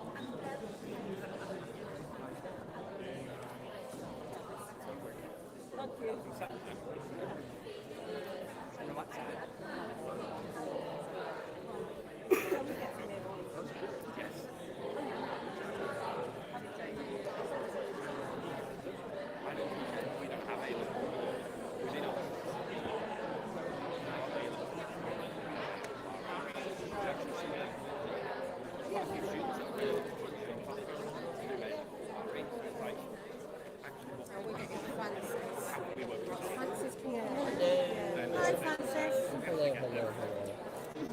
I'm going to ask you to take one and pass it on. It's essentially a handout of the PowerPoint, which I'm essentially just going to talk through. So I've been looking at, with my Key Stage 4 groups in particular. No, I should start timing myself. That would be a smart idea. So I'm talking about essentially keywords and the importance of them, particularly at Key Stage 4, since we have so many keywords to cover with students and not necessarily all the time in the world to do it. So I'm looking at my Key Stage 4 groups, what I've done, what's worked, what I'd like to do better, essentially. So the first thing that I started with was generally in terms of research, what is metacognition? Francis, So obviously, you're going to have to shout, mate, as if a Shout. year 7's really annoying. okay. I should probably stand for that then. Okay, so I've been looking at metacognition, what it is, how does it work, and how does it work for talking from an RE perspective in terms of what's an RE, and more generally how that works across all of our SE-based subjects. So obviously we know in terms of research and from a teaching and learning perspective that metacognition is becoming a bigger thing that we're interested in, children understanding what they're doing, how they're doing it, why they're doing it, so that our job can be on teaching them the expertise and not worrying about the little tidbits. So obviously you in your context, in your classroom with your departments are thinking about what are their barriers and how do we overcome some of those barriers. So I started with the idea of keywords, since in RE we've got tons of keywords. They're doing keywords in terms of Christianity and another religion, whether that's Islam, Hinduism, Buddhism, and then they're also doing keywords in terms of different philosophers and thinkers, and every child, based on linking to what Dawn said about personal knowledge, is going to be really familiar with some and not familiar with others, and it's about instilling that confidence, because for a lot of our kids, if we know that they don't know anything about Buddhism, then they're going to really struggle on their Buddhism paper, and then if they do anything on their philosophy and ethics, they don't know anything about Buddhism, they can't do well on that second or third paper, so trying to close that gap. So I identified in terms of good metacognition in RE, do they understand the keywords? Can they summarize those different beliefs? Can they explain why those different beliefs are important? And can they raise counter arguments and use evidence to support it? So this is the slide of good metacognition in RE, just building on this idea that we've got lots of different things that we are teaching them. We want them to know the date, the title, what the big question is, understand the big picture, be able to zoom in, zoom out, and then to be able to know all these different ideas, arguments, counter-arguments. And we've got expectations of them in RE. As a history teacher, you've got that across 4 topics. In English, they need to do that across 10 poems. So they can get lost if they don't know what the key principles are all day, every day in each of those subjects. And I found for RE, it comes up to our key words, because if they don't know what a sacrament is, if they don't know what the incarnation is, they're not going to be able to describe different views on the incarnation or evaluate whether or not the incarnation is the most important belief about Jesus. So I looked at this idea, well, first of all, what are the keywords? Do we as a staff body know what all of the keywords are? Do students know what the keywords are? And following on from that, where you've got parental engagement, do parents know what they are? So that idea was, in terms of retrieval, talking about it again, coming back to it, and making links. The next thing I looked at was how this looks across different exam boards. So for AQA, they're starting with 1 mark multiple choice question, and they move up to their 2 markers for their definitions. For OCR, it's a 3 marker, 2 and 3 markers. For EdExcel, it's a 3 marker. For EDUCAS, it's a 2 marker. So it's slightly weighted differently, but the key skill is the same. So essentially, where do they see this knowledge? Where do they see it again? Which, if you're doing any work on curriculum, you are obviously very concerned about and looking at, and all that work has been done for you. And essentially trying to see the keywords as the building blocks in order for our students to be successful. So following on from that, I then looked at what the different command words are and how questions are structured across the different exam boards. So you can see some exam boards use less command words, some use more. And one thing that I've also identified is that command words can change slightly between exam boards, but also they can look very different across different subjects. So what analyze and evaluate means to us in RE means something slightly different in history, and means a slightly different set of skills in English, which can be confusing for the students. So coming back to, this is what I want you to do, this is how you're going to do it, this is why you need to do it in this way, and getting students to understand. On an essay question, they've got flexibility over what they say and how they say it. But if it's a keyword question, learn these definitions in a certain way so that you can get the mark. Because you saying that a sacrament is a thing that Christians do is lovely, but the example wants you to say that it's outward sign of inward grace, or that it's a Christian ritual. Do you know that? And if you do know that, now give me an example or a teaching, then explain why or how that is important.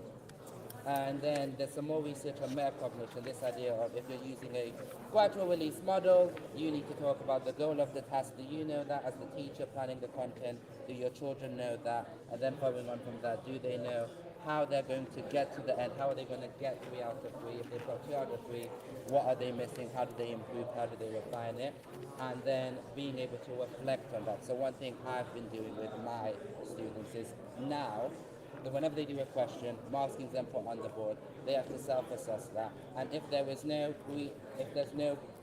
progress pen, I'm not going to bother looking at that answer. So putting the responsibility back onto them. You have been told the content, you've done it with resources to help you.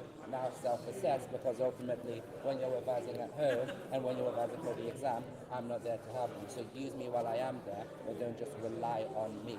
And sort of building that culture of error, creating that resilience within students. Next thing I'm going to talk about is those key terms. So you've got key terms week 1, which was for year 10, and what they did was they were looking at these 10 keywords. So they defined them, then you can see they've got extensions there like supporting it with evidence and explaining them. And I never give them the answers for these. I always call different students. And then if they've got a good answer, okay, how can we say it again but better? What teachers can we use to support that? Some of those keywords they'll see again week after week, and others will change. So if we look at week 18, omnipotent comes back again, but now they've got things like charismatic worship and formal worship. And again, they will talk about those keywords, then I'll say, what's our evidence to support it? Why is that important? So that we then link that 3 marker to the 6 marker and 15 marker, speaking from an OCR standpoint. Then you've got some keywords for year 11, where they still have that Christian belief, but they start to have keywords from their other papers, so that in terms of retrieval, we are looking at what you've done before, which is either from this term or even from year 10, so that they can see that they need to go back. Because one thing I've noticed as well is a lot of our GCSE students think that they've learned it, they're done, they don't need it again, and that's not the way GCSEs or A-levels work anymore, since it's all synoptic.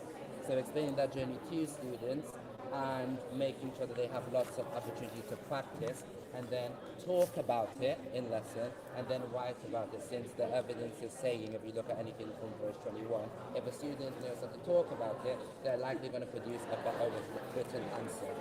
So some of this is looking at some of the work Joe's done, so looking at word, sentence, paragraphs, again students to, you know what the key word is, you can define it. Now can you write a 3 marker, tell me what it means, why it's important, can you support it with the teaching, then can you use it in a paragraph. If you can do an agree paragraph, you would disagree. So sometimes scaffolding the easier example so that you challenge them to do the harder one, and other times scaffolding the harder answer so that they know what a good one looks like on the stuff they're struggling with. You as the class teacher will be able to identify that. Then again, looking at some work that Joe had done, especially for your higher level skills, that analysis, that evaluation, looking at because, but so. So the Prophet is important because the Prophet is important, but so is following the 5 pillars of Islam. The Prophet is important, so Muslims want to behave this certain way, which then gets them to think about the impact and where that's the sort of next step for me once I know that they've done all that groundwork in terms of their keywords. Then what you've got is some examples of what I've done in the class. So you've got year 10 example where they talk about define the sacrament, explain the belief about it, and then evaluate it if sacraments are important or if something else is important. So again, there I'm going to say, if you're going to disagree, what could you say? So some of them will be like, believe following the teachings of Jesus. Others would say belief in heaven or hell, and then I get them to model an answer either verbally or in writing. Then in lessons where I've got the PowerPoint, I'm identifying those keywords and color coding so they know to link forward if it's a concept that's going to come up later, or link back. Then at the bottom right, you've got year 11 looking at heaven and hell, so defining it, comparing it to what they knew about heaven and hell for Christianity, then supporting it with a teaching. And so I did that with them, since teachings are a really weak area. Once you've got the keywords down, it's going to be all about which teachings do we need to know, why do we need to know it, how do we need to know it, and then I'm now pushing them to start to do the analysis, the evaluation, the explanation themselves, and repeating the process across each topic review so they get really used to seeing keywords. And then one of the main things I've done, you've got the slides on how do we bring structure and content together.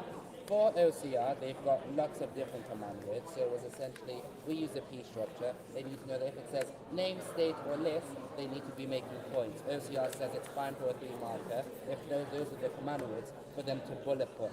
Any other command words, they need to be thinking about how to write an essay paragraph. Once they're getting familiar with that, the next step is identifying which questions ones are teaching, which is true for AQA, EdExcel, OCR, not for EDUCAS. And then if it is an explain or a discuss question, how many paragraphs do you need to do, and which one needs you to do a conclusion, and what does a conclusion look like? So this idea that a strong conclusion has a judgment, you explain your judgment, then you give a counter argument, and you go back to your point. And the goal of that is now that once they know the keywords and they know the command words, turning everything into a sentence starter. There's a lot of students, especially with issues with literacy and reading, aren't doing that bit. So I'm providing the model to begin with, and then as they do more questions, getting them to go, have you annotated your question? Okay, now you've annotated it. How are you going to turn that question into a sentence starter? You've got the sentence starter. How are you going to finish that sentence? And getting them to shift from, you've built that knowledge, you've built that skill, put it into practice, and then the only other thing to do is then making cross-links with what they are doing in other essay-based subjects, so that they have the metacognition to see that big picture of, oh, well, I would write a conclusion like this in RE, and I'd write it like this in history, and I'd write it like this in English, which then for them saves on some of that cognitive load in essence. And then I just concluded looking at, in terms of oracy and in terms of literacy, what does the Education Endowment Foundation say, and what does Verse 21 say? Because obviously sometimes if you are having that extensive discussion, it looks to an outsider like you're not teaching content, but all the research says, once they are familiar with the keywords and once they have lots of opportunity for oracy, their writing is going to be better. So it's about providing those scaffolds and generally removing them. And so far, we've seen lots of impact with year 10, who seem to be comparatively more engaged in year 11 and seem to have a stronger grounding in their keywords. So clearly it's having an impact because of the frequency. And I think one thing you can do, because we're pressing time and content, is you need to know this keyword because it links to this idea. And if you know that it links to that idea that we're going to study is going to be about this thing, and that thing. So an example would be they've looked at the role of the church in local community, and they've looked at mission under Christian beliefs, and when they do their philosophy and ethics and we talk about how successful is mission, it's going to hopefully ideally take less time to do that because they've already covered it and retrieved it as we've gone through the course so far. That is everything. Any questions? Does that all make sense? Cool. Thank you so much. Thank you. I'm going to sit down before I have to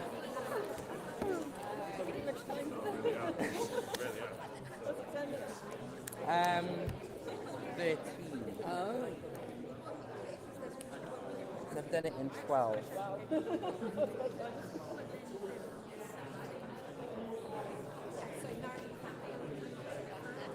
So I think the only other thing to say is how you can do that will depend on your context and your kids. So it could be mini whiteboards, it could be Quizlet quizzes, it could be you get some keywords they just define, others you want them to explain, and you'll pick what that looks like depending on your subject. So obviously for history, it might be that the treaty of Versailles is something that they know really well, but the French approach compared to the American approach is something that they know less about. So you spend more time on that and you just recap this morning.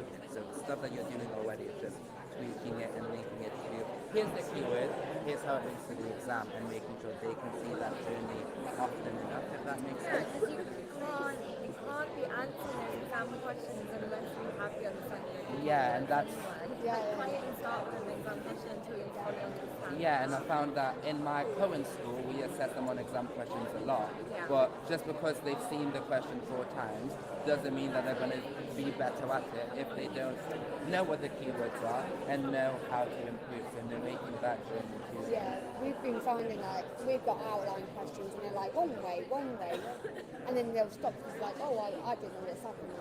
And Yeah. I was like, thank you for writing sentence starter. You proved to me that you've got a structure down and now need knowledge. And I always say that to them, like, if you know one or the other, tell me which one it is. Yeah, I mean, we had our year 11 mocks and most of them walked out of it saying that they didn't know what celibacy was, and I was like, that's your 6 marks gone. And I was like, and I taught you celibacy, and we did Oh yeah, because celibacy you always before do the it. exam. You're like, I taught you that.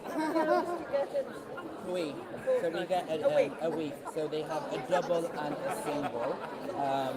So we do the keywords in the single, and then the retrieval with the linking it to different exam questions in the double. But it does take a fair bit of time. We've now got one A GCSE. Good luck. Are you doing a full GCSE? This is right school. School though? They used to have finals fortnights and then they wanted to broaden the curriculum. And we took for retrieval. That's impossible. I thought 4 hours a fortnight was stingy. I'm going to grab some of things.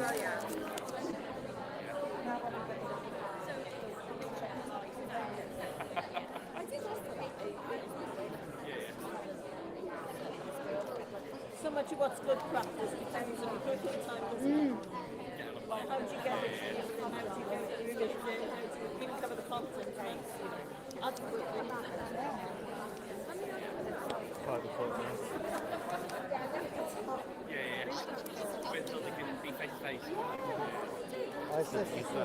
This is even weirder than the last time.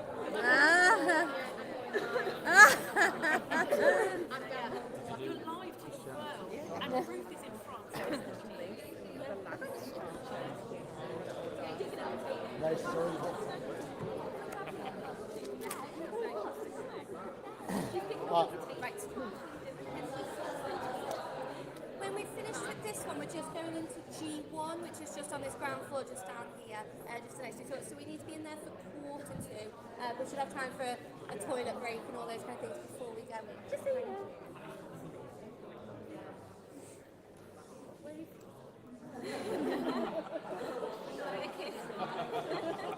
We don't know how weird this is. Right, so, third time lucky. So, my name is Matt Pitcher. I'm a head of RS in Southampton. But I'm going to talk about a project that I've been involved in the last 2 years. It came out of a kind of a hole within my curriculum that I wanted to develop, but also have some hard and fast research behind it.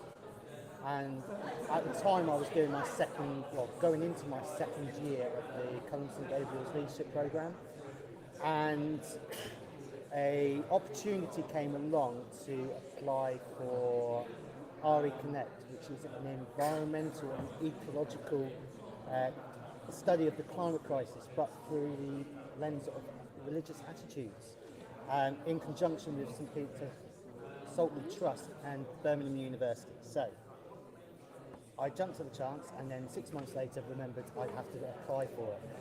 So I applied for it, got on it, and it was the second cohort of this fantastic program run in conjunction with the theology department at Birmingham University, and also with the great Kate Christopher as our guide and mentor, who came on for that second project. So there were teachers from different settings, so primary, secondary, going up into sixth form. There was an advisor as well on the program, and it was really great because we were encouraged to look at an idea that we were germinating ourselves. So I wanted to have a look at how religions and religious believers and people with faith and non-faith looked at the climate crisis, but from a local, national, and then a global perspective. And I aimed to look at, say, about 10 lessons.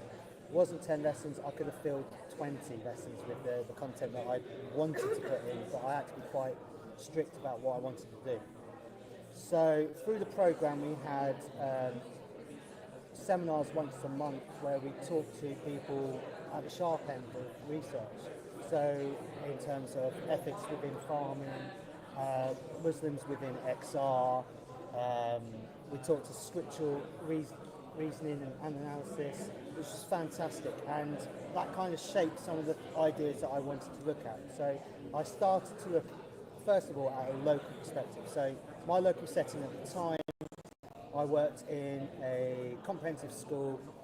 I would call it quite monochrome in terms of its pupil background, very white, very middle class, but with rural pupils coming into the school as well, because I taught in the New Forest, so it's a national park, quite leafy, very expensive, lots of yachts, lots of parents who worked for the local refinery, lots of people who worked at the local Southampton docks as well, so, and were the bosses of it. So I thought, well, this is going to have some tension, not too much, but it was good because I knew there would be some contentious viewpoints voiced by the pupils, which would get us talking, which was really good. So I first of all focused on eco-churches within the New Forest, and the eco-church program is run by the Church of England, and they do basically small-scale projects within their local community to green up the area. And so I went to two of our local churches, and they both had eco programs there, and we worked alongside them developing some resources, but also looking at how they fitted into the National Park framework and what they did. And I also discovered, purely by accident, that actually one of the local churches was working within school, with our school farm, and so we looked at that kind of aspect as well, which was great because it was able to see, pupils were able to see how this diverse group of religious believers were working within the local community and seeing real world action from some people who they thought were quite stuffy and went to church every Sunday. But it wasn't just that, they showed their Christian commitment through their actions. And then I looked at a national issue. So then I along with Kate, I looked at Extinction Rebellion, which was fantastic because that really got the people whose parents worked at the local oil refinery a little bit giddy in terms of their reaction. But we looked at how different groups within XR, certainly religious groups within XR, looked at their commitment to their beliefs, but also to how they might break the law. And it was really good because one of our local celebrities in the area is Chris Packham, who is well known for his activism, and he recorded a documentary about a year before about is it right to break the law in terms of your ethical and ecological beliefs. And that was great because I had to very carefully edit the piece of work that I used with them, and that got the discussion really going, because you have pupils from all different sides looking at their own positionality and their own ideas, and like kind of, yeah, actually that does fit with my, but I've been told by the media that XR is like wrong and damaging, or this is how they're portrayed in the mainstream media. It was really good to have that kind of explosion of understanding almost, and realisation that actually there are different strands to this, and that brings in the diversity model. And then on a global scale, we looked at the Buddhist Action Month, BAM, and Christian Aid. And one of the things that I really want to do coming out of it, in my next iteration of the scheme, is to work alongside Winchester University and Dr. Robert Beckford, who's the face of climate crisis and racial inequality at Christian Aid, because he's done a whole lot of work within that area, and I know that's one area that he's moving down and hopefully bringing that into some schools. So all the resources that we produced and are still going to produce are on a rough and ready website already, which you can go and have a look at. So if you're primary or secondary, if you are looking after an area, there's lots of different resources that you can take and chop and change and adapt to your own setting. But also, hopefully, in the next few months, the next cohort will be recruited. So I seriously think that if you're here and you're listening, to encourage people or even do it yourself, because it's a fantastic project to be part of. And as I said, this was part of my leadership program, which I've been kindly given all these flyers and stickers and things to hand out to people if anybody wants to take them. But I seriously think it was a great project. It opened my eyes to a lot, certainly. And I'll take any questions. How did you find out about religious groups within Extinction Rebellion? Is there an easy way of doing that? Have someone who knows people within it. Oh, okay. So Kate has links to people who are within who move in those spheres. Right, okay. And so she was invaluable in helping us kind of link together. Right. And she was like a font of all knowledge, really, in that respect. I imagine if I just contacted Extinction Rebellion, there'll be one in Norwich. They would help me. They probably would, Yeah. and they'll probably know someone there, but they'll type it in, and I'll almost type in whatever religious groups you want within, because there will be leads going that avenues as well. Do any links with St George and Francis? No. But that's the thing, because there's so much out there. Like I said, I could spend a whole year teaching about this part. In fact, I could teach it in year 7, 8, 9, a unit in each. What I've adapted is I've gone to look at animal rights in year 8, and then moving into the climate crisis into year 9, because it's setting the scene in year 8, and then moving on to kind of a hook into year 10 almost, and recruitment for GCSE. But that's the kind of nuts and bolts, nitty-gritty part of it. But I think there's too many kids come into RE and think, well, what's this got to do with me? Well, just show them that's what it's got to do with you. But it also links across. So the school I've moved to, we have a Planet USH. We are focused on climate. We're focused on reducing our plastics. We're focused on showing how we can be better people. So one of our members of staff is running for the WWF and the London Marathon. Another one of our members of staff runs an eco club. We're doing a plastic action group. We're cutting down and reducing the amount of pens that we might use across the school. We're making greenhouses out of 2-litre Coke bottles.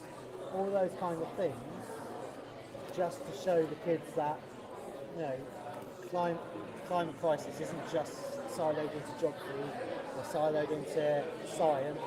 It's actually across the curriculum and into their everyday lives. Yeah. Because you're basically back to their own worldview and their own understanding.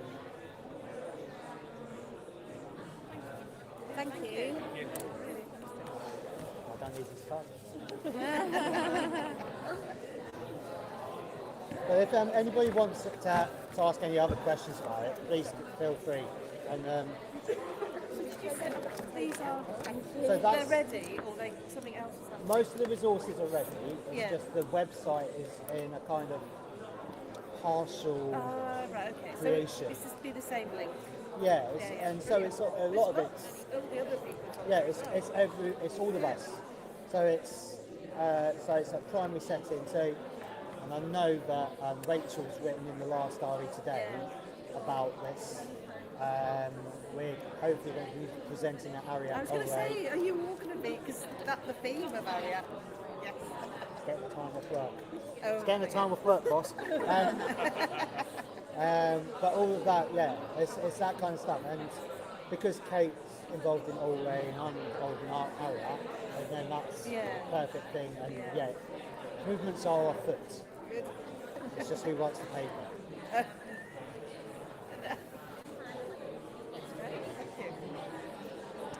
It's also Cullum's Research of the Month.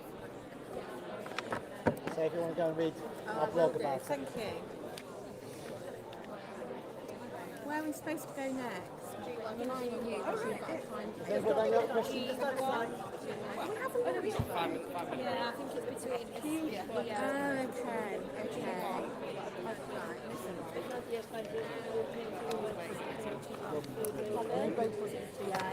Yeah, well, I reckon I've got enough from We this. had the size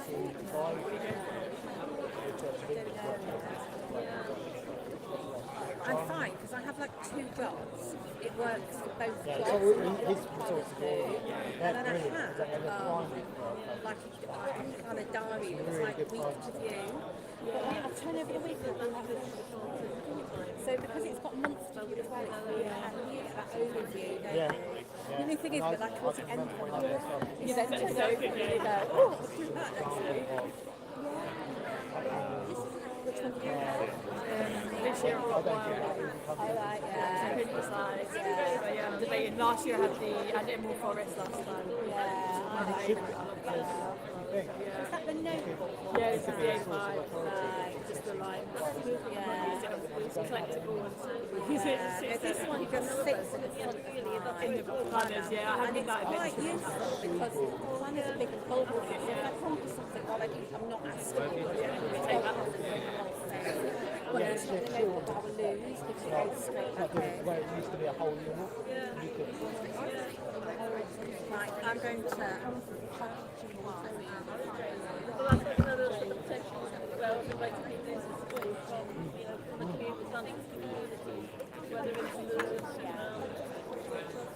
No, the only Franciscan, we've got 2 old Franciscan monasties in the city, but they're both ruined, unfortunately.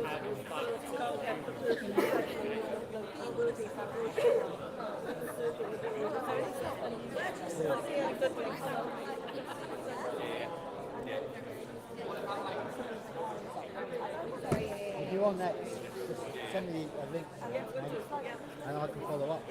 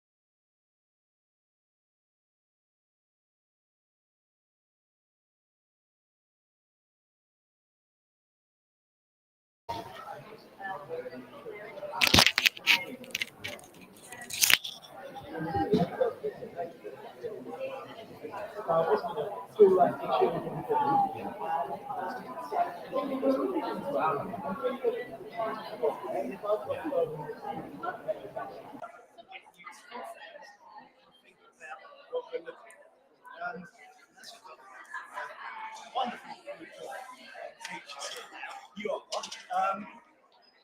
What do we mean when we say you need to research in this field? When we say to our students, research, what would you expect? Anyone? Wider context? Yep. What does research look like? You're asking them to do some research.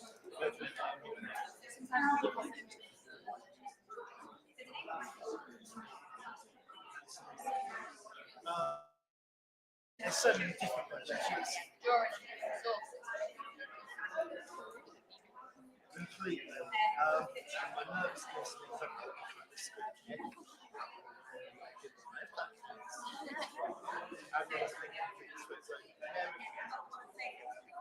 So I'd like to talk about key skills, I think, the way our students, especially so far, it is research. So whether we're in English or in other subjects, empowering students to conduct meaningful research allows them to keep understanding, craft better arguments, the way Stuart talked about our pieces today, if there's a little bit of research, and ultimately taking over their programs. So if we're thinking about sessions like that vision block, we're structuring our learning into clear digestible segments. So we're breaking research into steps to make it accessible and useful for students. So hopefully you can take some of these away and embed into your teaching. And you probably can't possibly do anyway, is taking them up and down. So the first kind of segment of the clock, when I was saying the streets of class 5, 7 pages done already. The first one is for your first problem, understanding research. So first of all, research is more than a Google search. How many times might you say to an A-level class even? Research into what was affecting Christina Rossetti's writing. That's good. First, goes Wikipedia. Oh, she's a woman. Okay, well done. Yeah, lovely. Can you do something with that now? We say that research is more than typing a question into Google. It's doing things with it. It might be you're skimming a website and then you're scanning for the detail. We're doing more than copying what we just found in Google. My big thing of the year, I've been doing it's like we're not copying, we're synthesizing. Teaching them that skill of synthesis to really be able to evaluate the source, to synthesize those ideas, to break them down, to be critical learner. So some examples of the only way to do that is you're studying double-check with year 7 class and 11 class. Well, we are really used to their gaming by default Google. So rather than read a summary of what it's about, there's gas there, we can encourage them to use Scholar to go in with finding academic sources about his more experience, taking regeneration alongside. There's something there, it's not by others, what's that? And pushing beyond, helping to develop their understanding. And part of the modelling of the research process is we've got smartboard potentially in front of you. So show them your typing, show them you making mistakes. As you say, actually, that's not come up well there. I've just got 4 billion results. Where am I going to go from that? And actually fine-tune the process, type of research questions, show them the Boolean search. I'd like Owen and Sassoon, not Hum, as an example, to push them in and use those keywords in their text. And better if you've got a laptop tool, you've got 1 hour and 10 seconds actually doing that with them as that process becomes much richer and much more focused. And if we keep doing this, it is more than a one-off. It's that habit of learning big word, seamless consistency.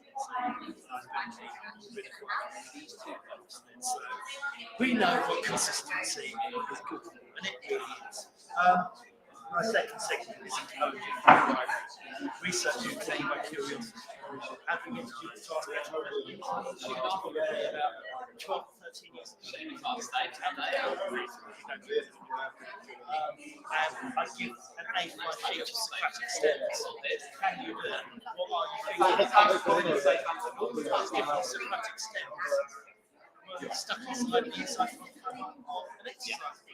So not only are they listening to teachers asking them, but are they asking a different step every time to kind of push and promote the dialogue in classrooms? That's really happening all of the time. So we might say in year 11, what's taking the best role in the play? Right, fine, okay. You might get a year 11 that says she's a woman. You do a bit more than that. She's a candidate, she's a driving force, etc. But instead, what could we use in terms of our research? How does language power evolve? What might feminist critics do to interpret that differently from a psychoanalytic critic? And bring in lenses of very wide range at the time I've got today. But what we're trying to do is we're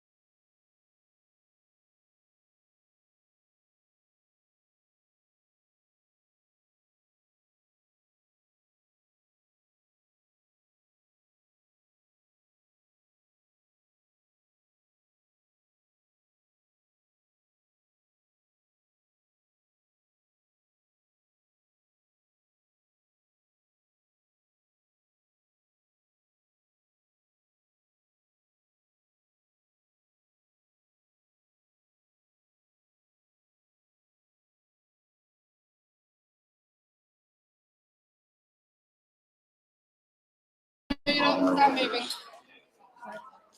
Come back.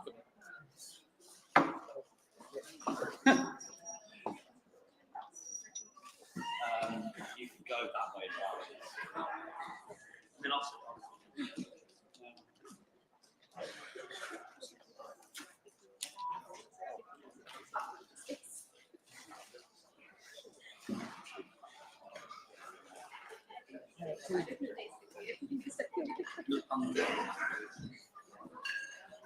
Welcome back, everyone.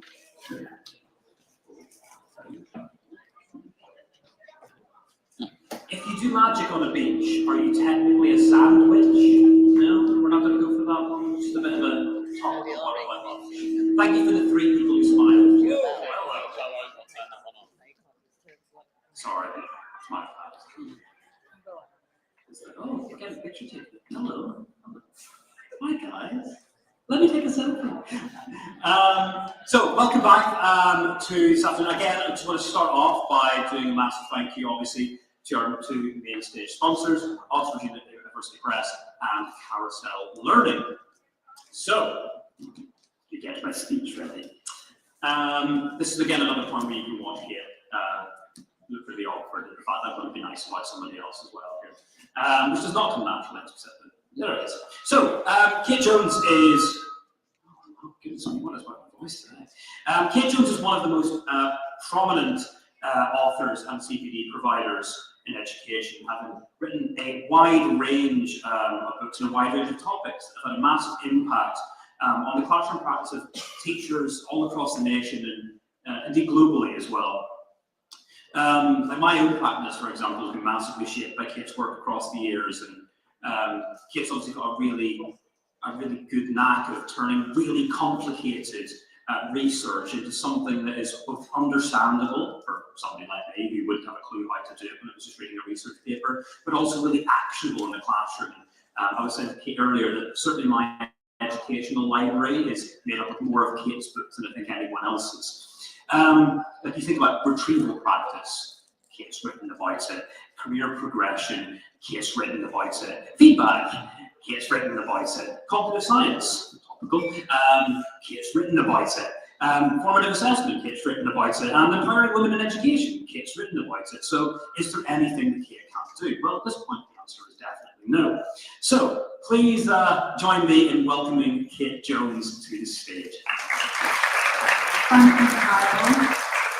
You stuck to that script I wrote really well, so I appreciate that. Yeah, I was going to introduce myself, but I think you've covered it. I think it's important to say my background is I'm a teacher, history teacher. It's great to be in the sessions today with the history teachers. I taught in the UK, internationally. As Carol mentioned, I've authored a few books, and I was the editor of the Research Ed Guide to Cognitive Science. So that's what I thought I'd talk about today. We've been talking about cognitive science for quite a few years now in education, especially across England.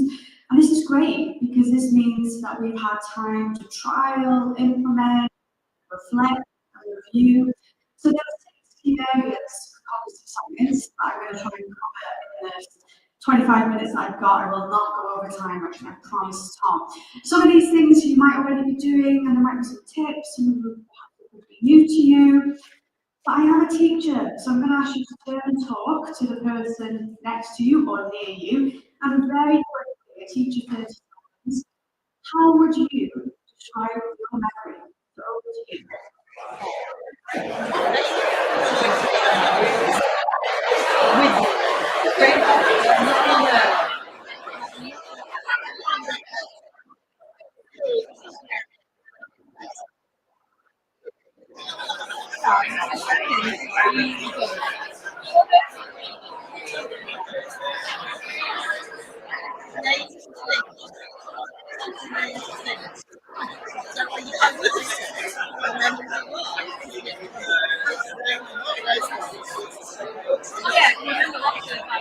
Okay, apologies for interrupting.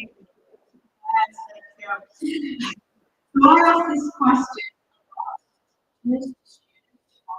Family, I'd encourage you to do the same thing. Because 9 out of 10 people are very negative and critical about their memory.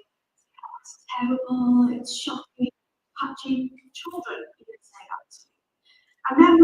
absolutely can be all of those things. But when we are so negative and critical, it shows a misunderstanding of memory. What we're really doing is we're referring to our working memory, which is limited. That's the frustrating part. That's why we forget things very quickly, and it's unreliable. But our long-term memory is incredibly powerful. I'm sure you want to hear describe the memory as powerful or incredible. Well, you're right, because of long-term memory. And this distinction, I think, is at the heart of science. Working memory versus long-term memory is powerful.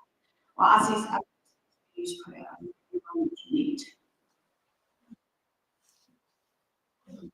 Yeah, we can relate. They sum up working memory and also they sum up long-term memory. So the next question is long-term memory distinction to our students. And that's really important. I carried out work with lots of schools, and I've spoken to students, and I met a student in year one. And I asked him, what's retrieval practice? He was able to answer, not in a way that I usually do, it's remembering things. He started his answer using the term working. It goes to working memory, but his is very good, and now he shows what everyone else is. So that's why I'm allowed to ask the teacher if she'll say that thing again, if she'll repeat herself. The teacher smiled and she said, yeah, you're making you today, remembers the class. Miss, please can you repeat that? That's my work memory, and that's part of their classroom teaching. So when he gets what the teacher said, he just, I can't do this. And he's like, oh, my working memory. And when the teacher provided retrieval tasks every day, the class might be, oh, why are we doing this again? They know why. They know why the teacher does what they do in the classroom. So that question I did ask to lots of students. So this is just me visiting schools, just primary, secondary, just forget things the teachers ever said. Primary school students, yes. So my next question was, what do you do? Tell the teacher. And most of the students said no, because they worried they'd get in trouble, they didn't want the teachers weren't listening, paying attention. Perhaps they weren't listening, but maybe they weren't paying attention. That's a possibility. Or it could come back to this with working memory. So we feel like our working memory doesn't work very well, but that's just how it is. And even though working memory is limited enough, there are strategies that we can use and implement. And the first one I'll talk about is cognitive offloading, which actually lots of you are doing right now. The reason you're writing down things is because you want to come back to it later.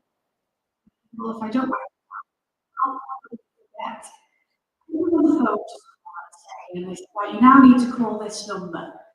Say, okay, wait a minute. And you'll look, get a pen and paper, and perhaps if you haven't got a pen and paper to hand, you might say the number over and over again until you can write it down.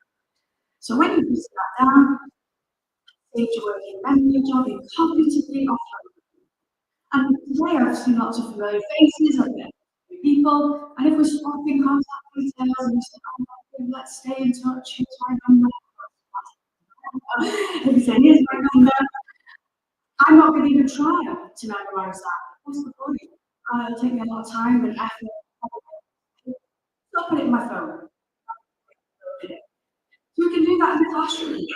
So our students don't have to hold on to all of this information. Books, we can use mini whiteboards. In the classroom where you ask a question, students put their hand up and type to that student. Say, a really good answer is, I just I can't remember it. That's time to talk about working memory. But perhaps they wrote down their initial response on a mini whiteboard, then they can go back to it. So even in the think, pair, stare, and share stage, that they think of an answer. By the time they listen to their partner, oh, I forgot what the answer. Oh, it's okay, I have a record of it. I wrote it down really white. Anything that you need your students to know, remember, we can keep it visible on the board, we remind them, or they can write it down. And then that's their working memory, an additional job. Okay. And linked to that, is chunking. So you've probably heard about this, about chunking information, breaking it down. I have lots of teacher skills because I was to my class. Right, everybody, pay attention. I'm only going to say this once. Let's listen carefully. And then 5 minutes later, sorry, miss, what was that you said? But the memory. So instead of giving instructions, right, everyone, you need to do this, then once you've done that, do this, then that, then that, and finally make sure you do this. Or we can either break that down step by step, or have our instructions. The corner notes, that's great for students, especially students, when they're making notes, because they are then breaking it down. Notes, the summary, the key words that they need to remember, and they're constantly uploading that. And this is an example of a type of worksheet. It doesn't look that exciting, but it's exciting the content. So teaching you about the life in the trenches. And I took this lesson the same way for years. I talk through my PowerPoint presentation, pages, these, and then the second half of the lesson, you fill in this worksheet. And they did always complete the sheet, but sometimes I'd be a little bit disappointed that the answer not depth for the detail. And actually, now I reflect on that, a lot of information to hold on to, and then upload 20-25 minutes later. But I was happy with my PowerPoint presentation and worksheet, so I just combined chunking cognitive uploading. I spoke about the conditions for 5 minutes, and I said, now can you summarize that in your own words? And then everybody pens down, goes back to me when that goes to the transfer. Can you now summarize that and explain that in your own words? So really, I think when science is taking the principles, making little changes to our practice that can have a big positive impact. And that's certainly that small change in terms of chunking the timing, I saw visible improvement in the quality of their responses. I was tricky on to say the encoding specificity principle. This is cognitive psychology, and this principle suggests that if teachers use the same coding stage when you teach new information, and you use that same cue later in a retrieval stage, students are more likely to be successful. This is more relevant for primary and key stage 3 because I'll talk about retrieval practice a little bit next. But I'll give you an example from the classroom. Okay, so here's the events of 1066. Today we're looking at the events of the Battle of Stamford Bridge. We're new to the class. So we might discuss the picture of what's happened, what we see, and sure. The rest of the lesson we find out, and that's the encoding lesson where I'm checking for understanding. Now I need to ask my class what they recall about this battle. So I've created this task.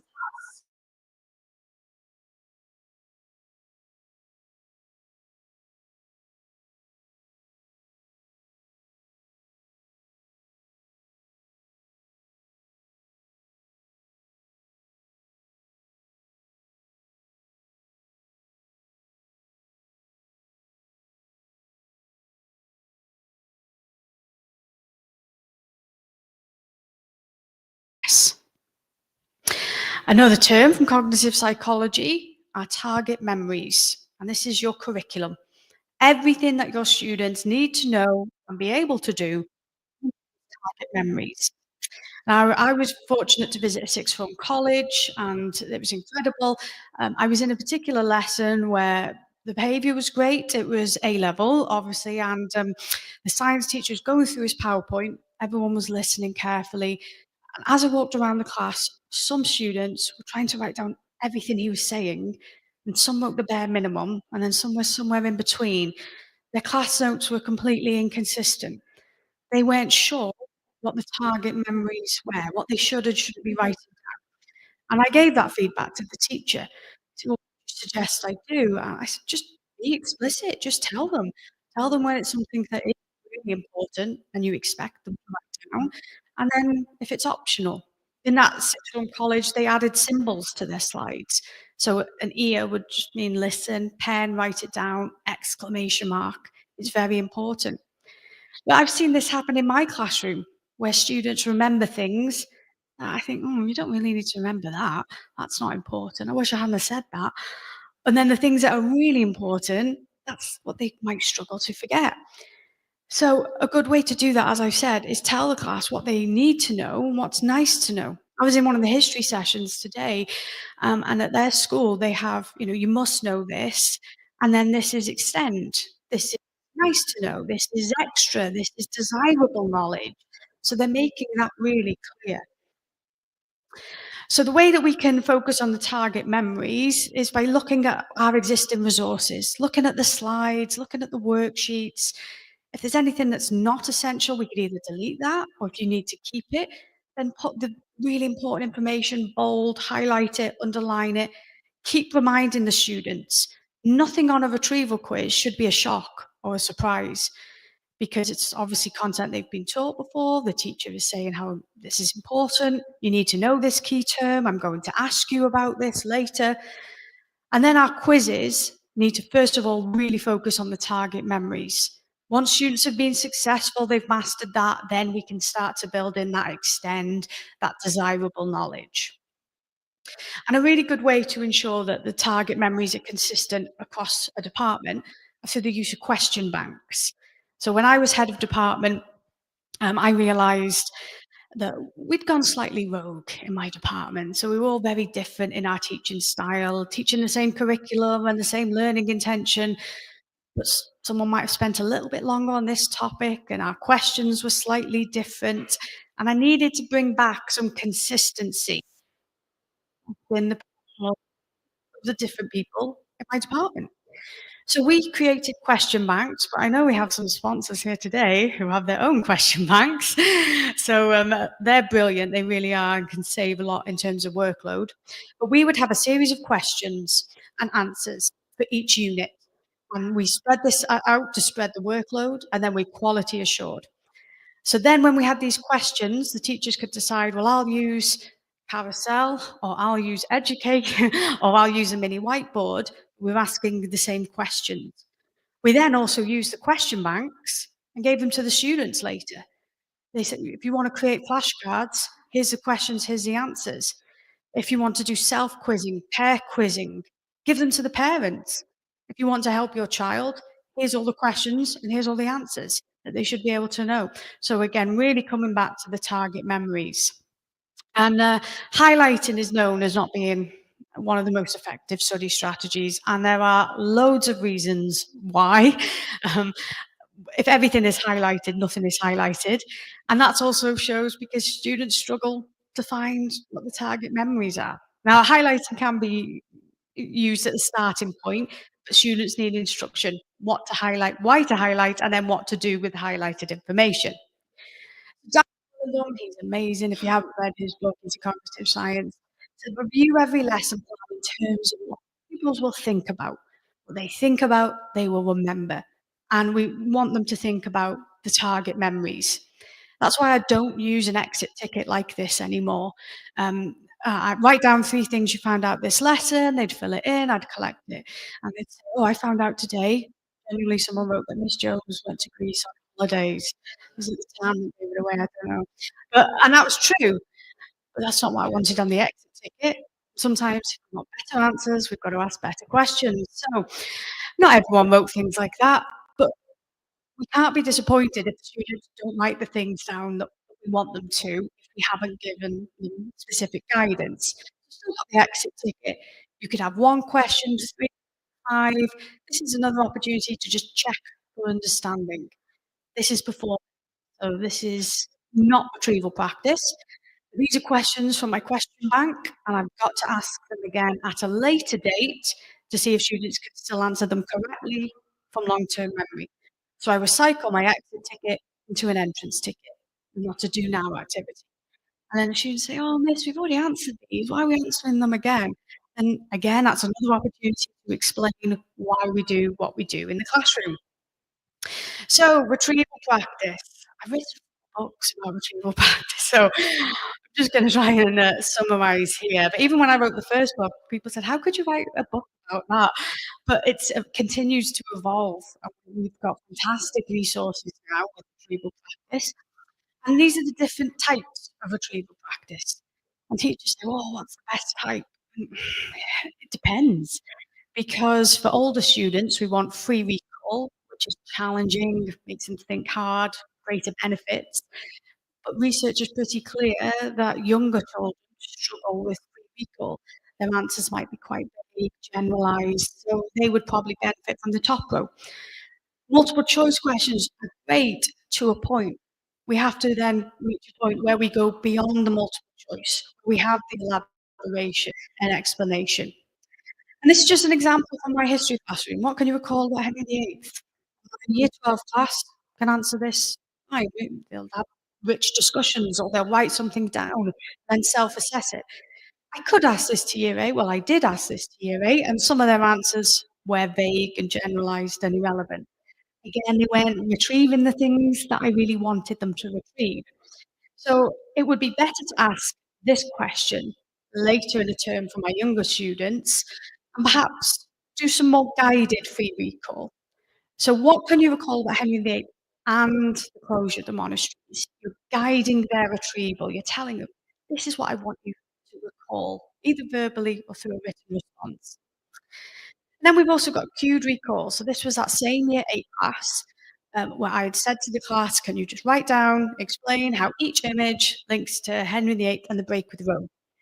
And that's all it was, a prompt, a picture prompt, to trigger their memory, to make sure they're writing about the money made from the monasteries and the desire for divorce and male heir. Now, I didn't know when I originally created this about the encoding specificity principle. So how I would teach that now is I would use these symbols in the encoding stage and then also in the retrieval. Short answer questions usually be our next step up from the multiple choice. We've got mini whiteboards, write them down, verbal, quizzing. Oh, what a coincidence. As a learner educator here. But they are brilliant. They really are, in terms of what I really love, especially about Carousel, is something that they're really promoting. And we've also got a book by Rose here about homework. It's retrieval practice outside of the classroom.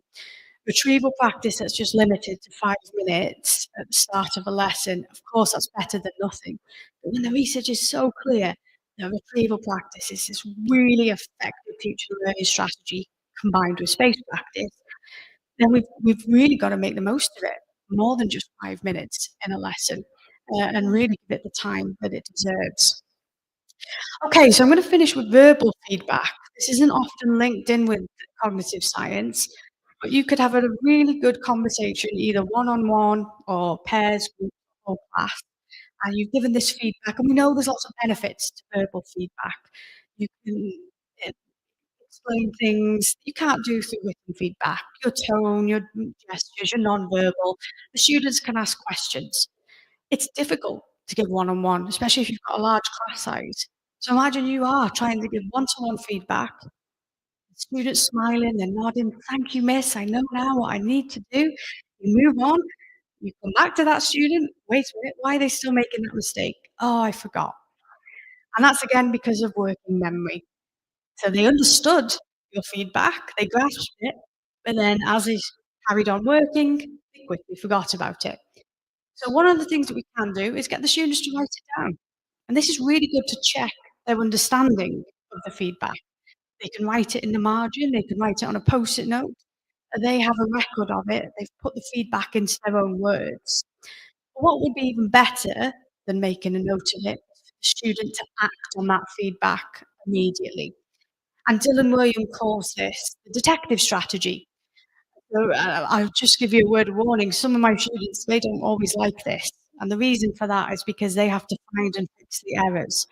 So if you're in a maths lesson, you're walking around the class, students answered 5 questions, detective strategy, take 2 are incorrect, find and fix them. They'd rather you just say, that's wrong, here's the answer. This makes them really engage, double check, and get into good learning habits. It could be if they're doing a written piece of work, you might say, there's 2 errors in that paragraph. Or perhaps you might adapt because you know your students, so you might be more specific. and say there's 2 errors in that paragraph and they are spelling errors, or one's a factual, or one's a key date. But it is important that they act on this right now, because if they say, yeah, I'll just finish the rest of the essay, I'll do the 20 questions and come back to it, they'll probably forget. Dylan William encourages teachers to stay there so that students act on it immediately, and you can. But I've had a few examples where students are like, Miss, are you going to stay there the whole time? And it's a little bit awkward. So I say, right, I'm going to come back, but there's the expectation that you act on this right now. Okay, I'm going to finish. I'm almost there. The dot marking also supports working memory. As the teacher's walking around the class, it's find and fix, just a dot in the margin. The dot, similar, there's something on that line you need to find and fix. And the dot will mean they won't forget which line it is, and it's just giving them a little bit of guidance, but they still have to find it and fix it. If you've got some students who still think, oh, I can't find that error, then that's where we could do the helpful highlighting or the useful underlining, where the teacher finds an error, mistake, they've highlighted it, they've underlined it, but then the student has to then correct it. Okay, so I authored a free ebook about retrieval practice, myths, mutations, and mistakes, how to avoid them. You can download that, and my colleagues at Evidence-Based Education wrote about understanding memory and learning. That's free in the Evidence-Based Education Resource Library. So please do check that out. And also I've got some books over there, and we're giving away some of my books in the raffle. And yet, do stay in touch with me. Social media, my email, LinkedIn, there's too many platforms now, but I'm trying to be across them all. So thank you very much, and I hope that was helpful.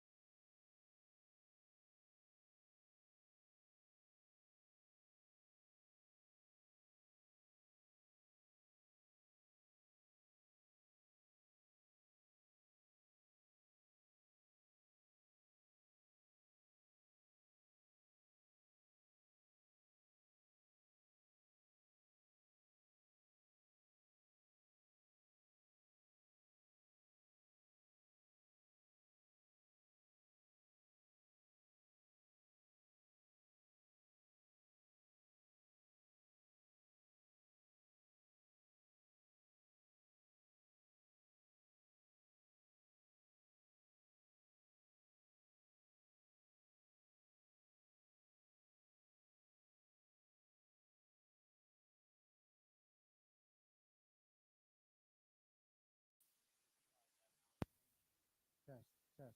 1, 2, 1, 2.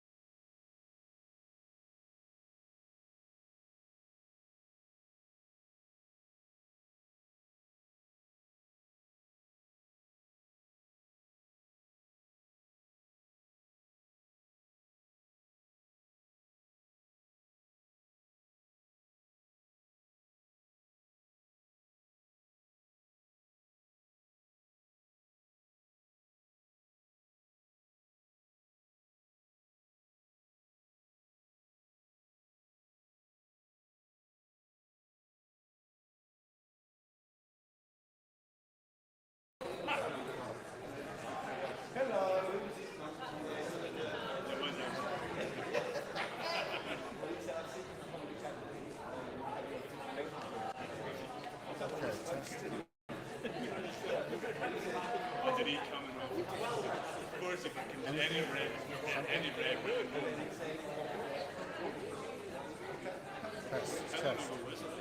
Test.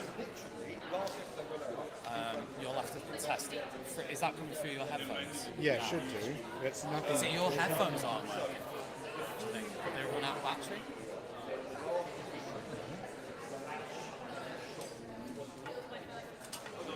No, I tested with the English group and it was coming through fine.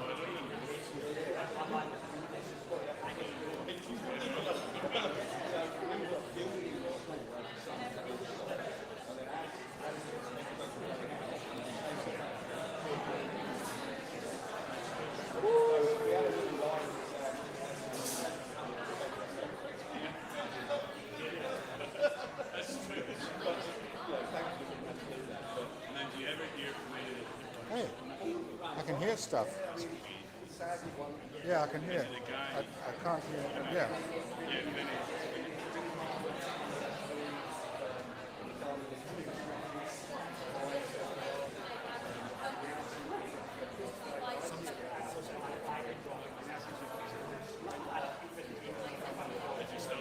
But it's not very strong.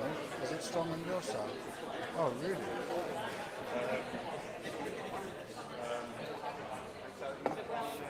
Oh. Test it. Okay, hello. 1, 2, 3. Test. I think I remember when we watched No, it's coming through okay. It's still very faint. Again, it's because people are talking.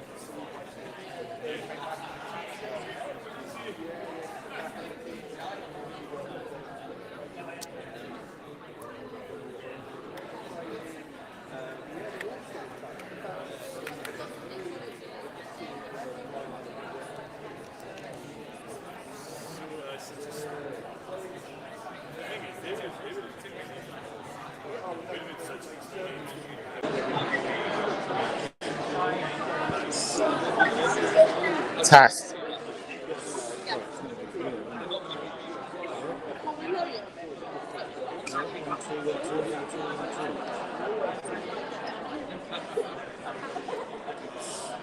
Test. Is it plugged in? Test.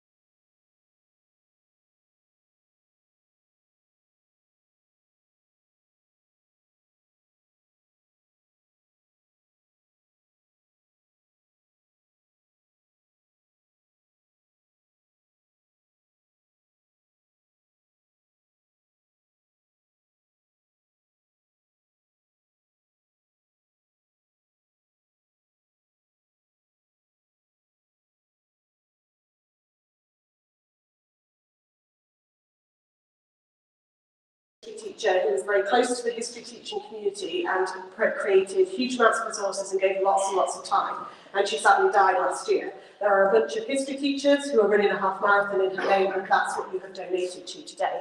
That's what you've donated to today in order to help her or help them with their research and money for Marie Curie. So we are going to pull raffle ticket prizes. We have 17 prizes, so I'm going to pull 17 tickets relatively at speed. You can then come and get your prize after the last speaker. So after the last speaker. Okay, that's how we're going to roll with this. So, do you want to pull one top?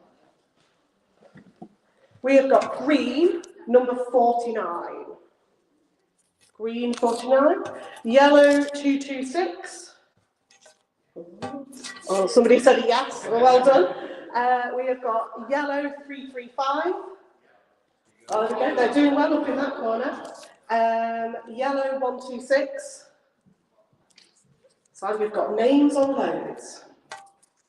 Yellow 242. Yeah, again. How many did you buy? Yellow 451. Yellow 316.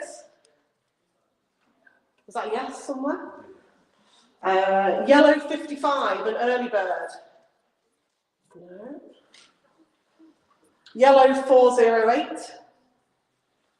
I've lost count, by the way. No. Yellow 119. There we go. Woohoo! Somebody in the room. Yeah. This one says Kathy History on the back. So yellow 466.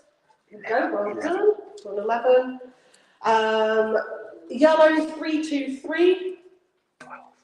12. Somebody else can. Yellow 330.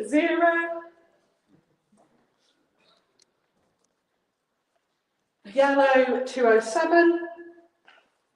We are going to have to post a lot. Three to go. Three to go. That's right. That one's the same one as the last person. Yellow 129. Yellow 329. Last one. Oh, it's pulled a yellow again. 468. 468. That may well be in my pocket. Oh, there's another one. There you go. So that is all of them. Also, for our frame competition, we have chosen probably the craziest one that we had today. We have got Helen at the back. Give us a wave. If you haven't seen it, go on and have a look. Thank you very much, guys.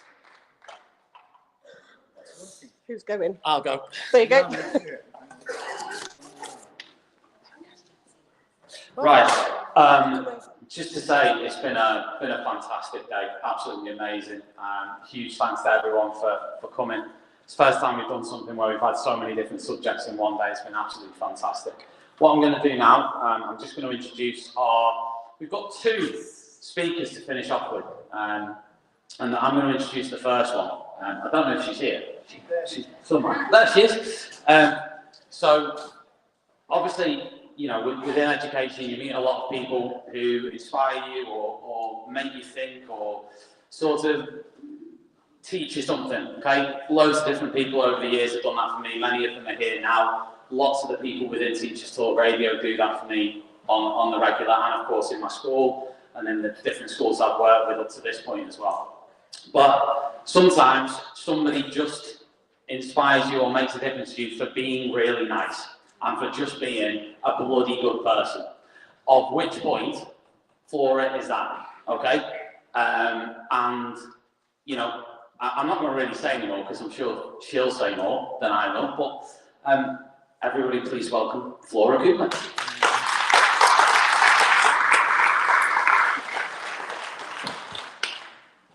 All right. Thank you for that introduction, Tom. Make me cry before I come up here. Okay, so I'm talking about something quite interesting today. And some of you may know me from about a year and a half ago when I stood up and tried to stop Ofsted from coming through the doors. And that's a whole nother story. So today I've got another story, inadequate.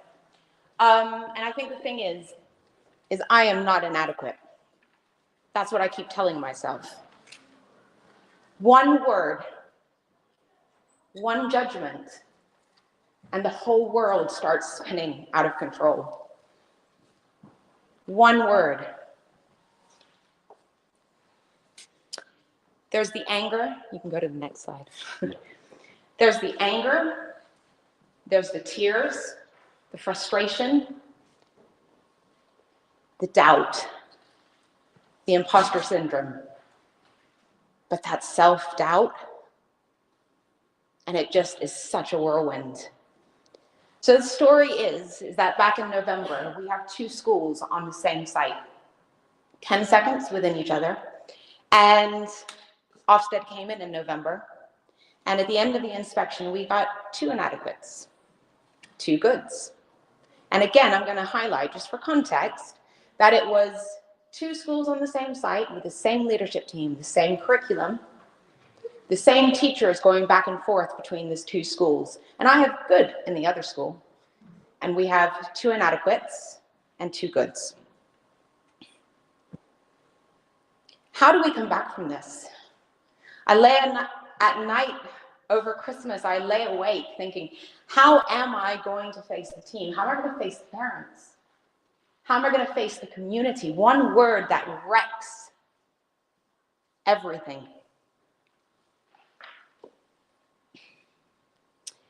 And then just before Christmas, we got the Ofsted reports, and I was made to stand up in front of the parents at a parent forum where they were yelling, quite rightly, I understand, telling me to fall on my sword, telling me I needed to resign.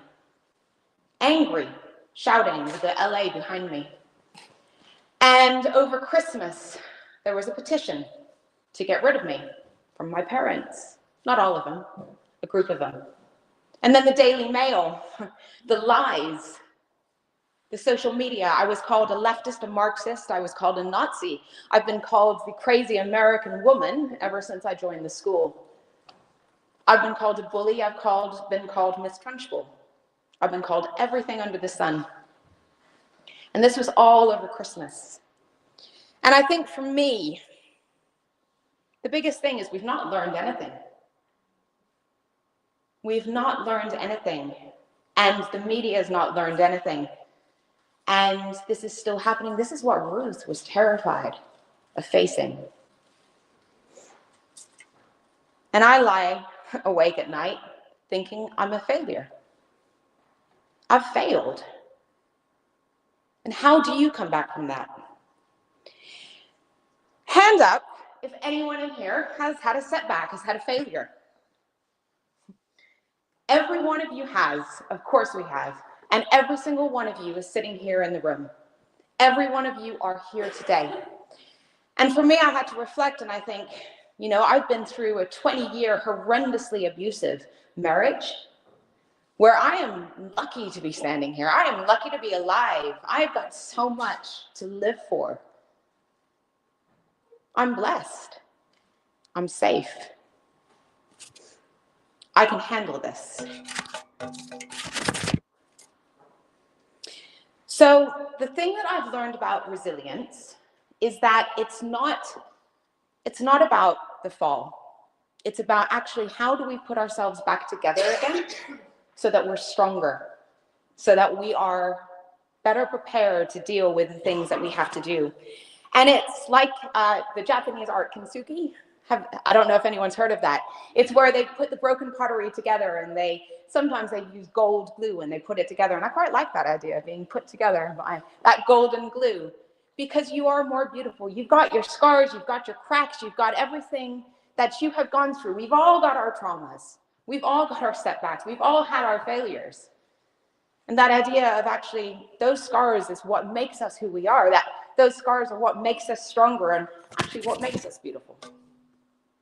Resilience, because you see those people who are always on top, the ones who always seem to have it together all the time, but they don't. They absolutely don't. They've had that imposter syndrome. They've had the self-doubt. We've all had it.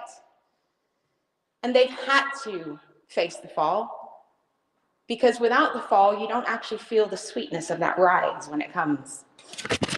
So what I'm going to talk to you about is something called the 6 R's. And this is what I use.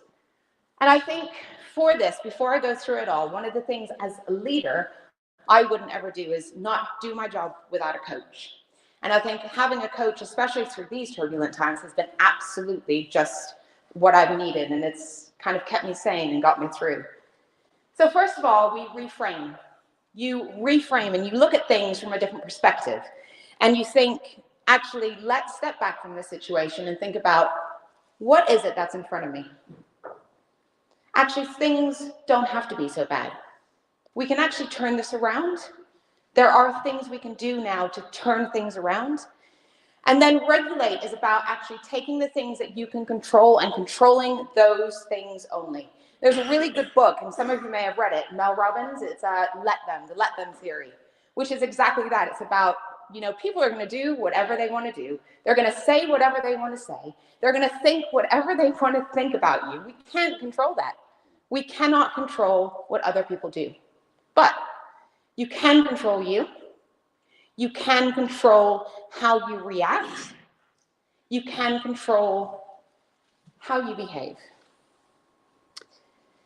Next, you're thinking about rebalancing. And this is where you're protecting yourself. You're protecting your energy and thinking about, how do I get that balance back?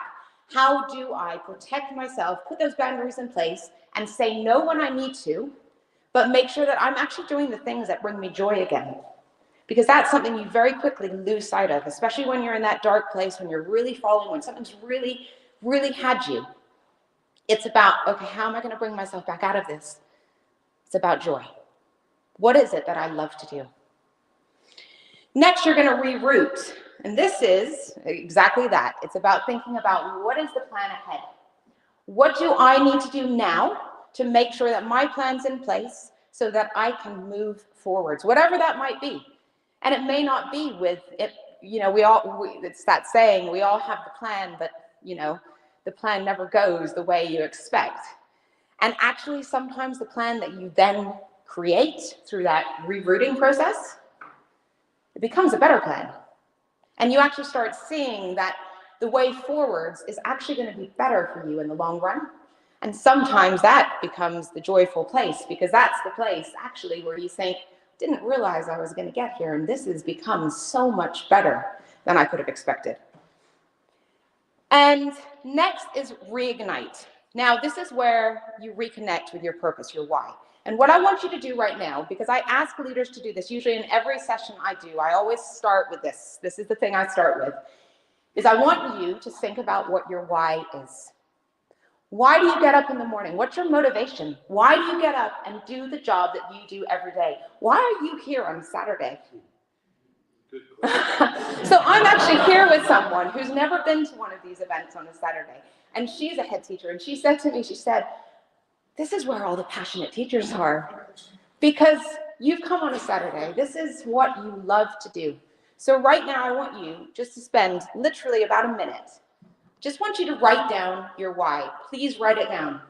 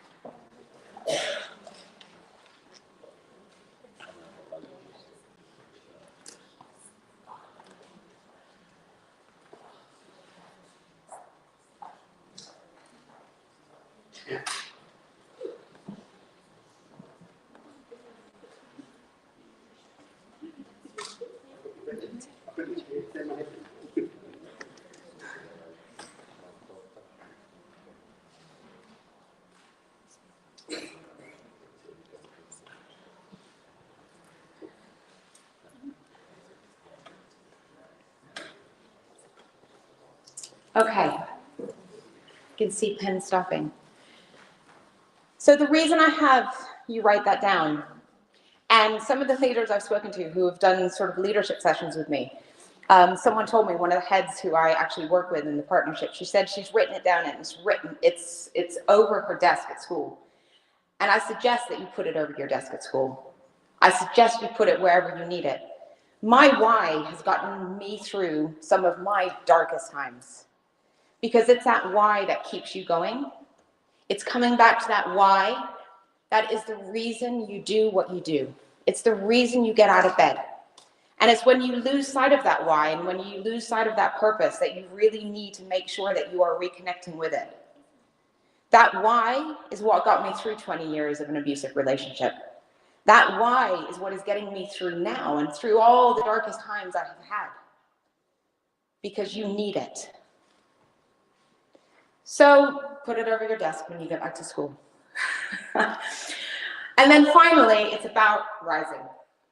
Because once you've been through all of that, you will be in a better place. You will be better ready to serve the community or do whatever it is that you need to do. And actually at this point, rising is where all of your broken pieces have been put back together. It's where you are able to rise stronger and brighter and make the difference that you need to make. Okay. So I think for me, what I hope that you take away from this today is those 6 R's, because we're all going to face challenge. That's what life is about. Life is about bringing those challenges to us. So it's about how are we going to react? How are we going to adapt? How are we going to face those? And what are we going to do to move forwards? And I think the biggest thing is about this. Don't let your setbacks define you. Your setbacks cannot define you. You need to use them to make yourself even stronger. And then again, this is not the end, and this is what I've had to tell myself. This is not the end of my story. This is absolutely not. This is actually the beginning of my comeback. And I hope those words are something that you can use as well. And I think one of the things that I think we need to think is not that we're inadequate, but that we are actually powerful beyond measure. And it's interesting because this quote was in my office, just for context as well, in my office for 9 years as a head teacher in a school that was extremely successful as a head teacher. And it's one of my favorites, Marianne Williamson. And I'm just going to read the first bit. Our deepest fear is not that we are inadequate. Our deepest fear is that we are powerful beyond measure. It is our light, not our darkness, that most frightens us. And we ask ourselves, who am I to be brilliant, gorgeous, talented, fabulous? Actually, who are you not to be? You are a child of God, and your playing small does not serve the world. So my challenge to you all today is to stop playing small. Stop playing small. I want you to not use your comeback, your setbacks, your failures, all those falls. Do not let them define you. Rather, use them to make this your comeback story. Because we were never inadequate. We were always meant to burn brighter. Thank you.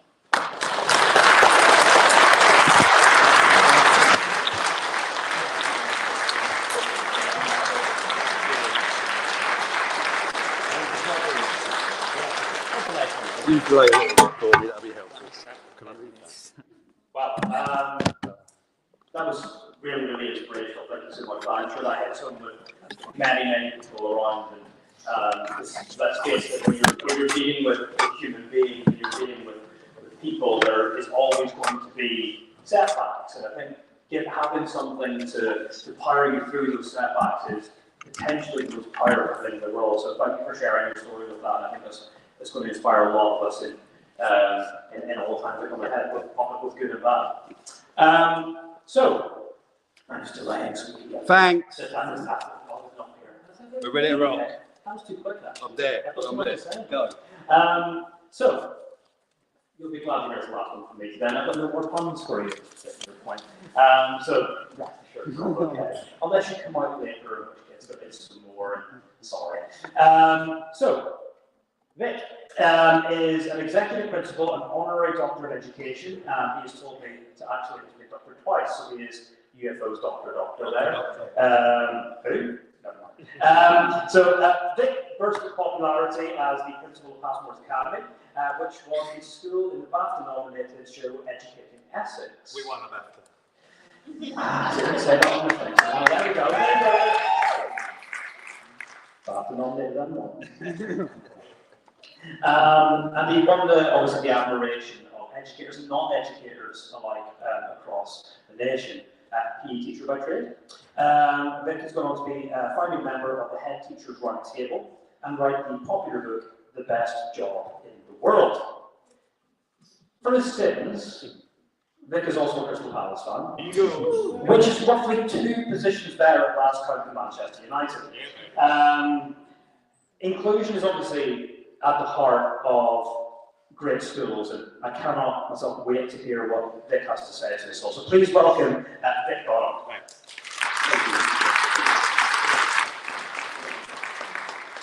Firstly, thank you. You're still here. I was taking bets on how many would be left, and if it would just be me talking to Flora by the end. But it isn't. I love that quote. I didn't know that quote was not made up by Coach Carter's group. I just presumed it was a quote made up by somebody else. Now it makes sense because it does stand out in that film. Good news is I've got 10 minutes till the end and I planned 3 hours. So lots of course. Takeaways only, please, let's go. So I'm going to whiz through stuff really quickly, all right?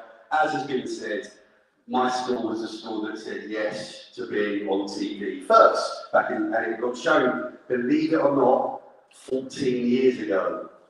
This November, 14 years ago. And my friend sitting over there, Callum, he's already made me very unhappy today because he came up to me, which is lovely when people do that, and said how much he was inspired by the show whilst at primary school.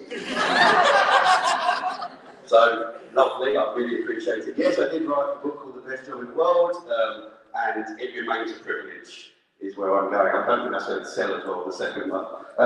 We did get invited to ridiculous things. We were asked to go on lots of things, and we said no to lots of them and said yes to a few others. But who would have guessed that Barbara Windsor, Lee Evans and Victoria would ask for our photographs?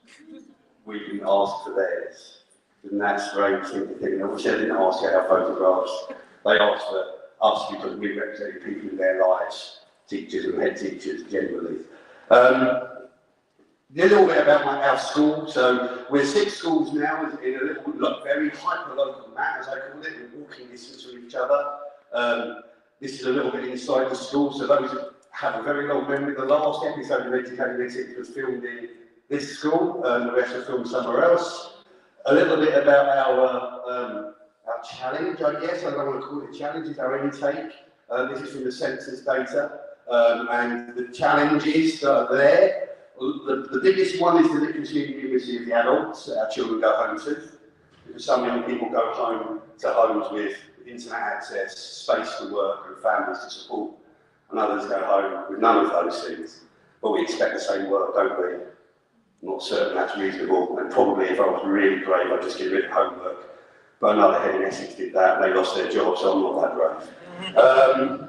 If you apply for a job at Parsons, congratulations. If you teach any of the following EBAC subjects, or Year 6, early years, or any of those things, don't bother, get well done, you've got the job, because it's quite hard to improve any of those things, so congratulations. If you do apply, you would receive this in your pack, and it's a little bit about us, so we haven't got words about our school, we've got some pictures. So air traffic controller school, we deem to never fail, just like that. There's more than one way to get to the same destination. It's about teamwork. You're not going to succeed unless you persevere, because sometimes you just got to pick yourself up and carry on. That's my favourite. And exclusions don't work. If they did work, you only ever exclude one child once, and then you never do it again. And we know the biggest issue in our schools is repeat offenders. We know that. It was really interesting sitting listening to Lee as a P this morning. It felt a bit uncomfortable. And I think probably whenever he speaks to heads, it probably makes them feel a bit uncomfortable, because don't we make some crap decisions to make you do some really stupid stuff?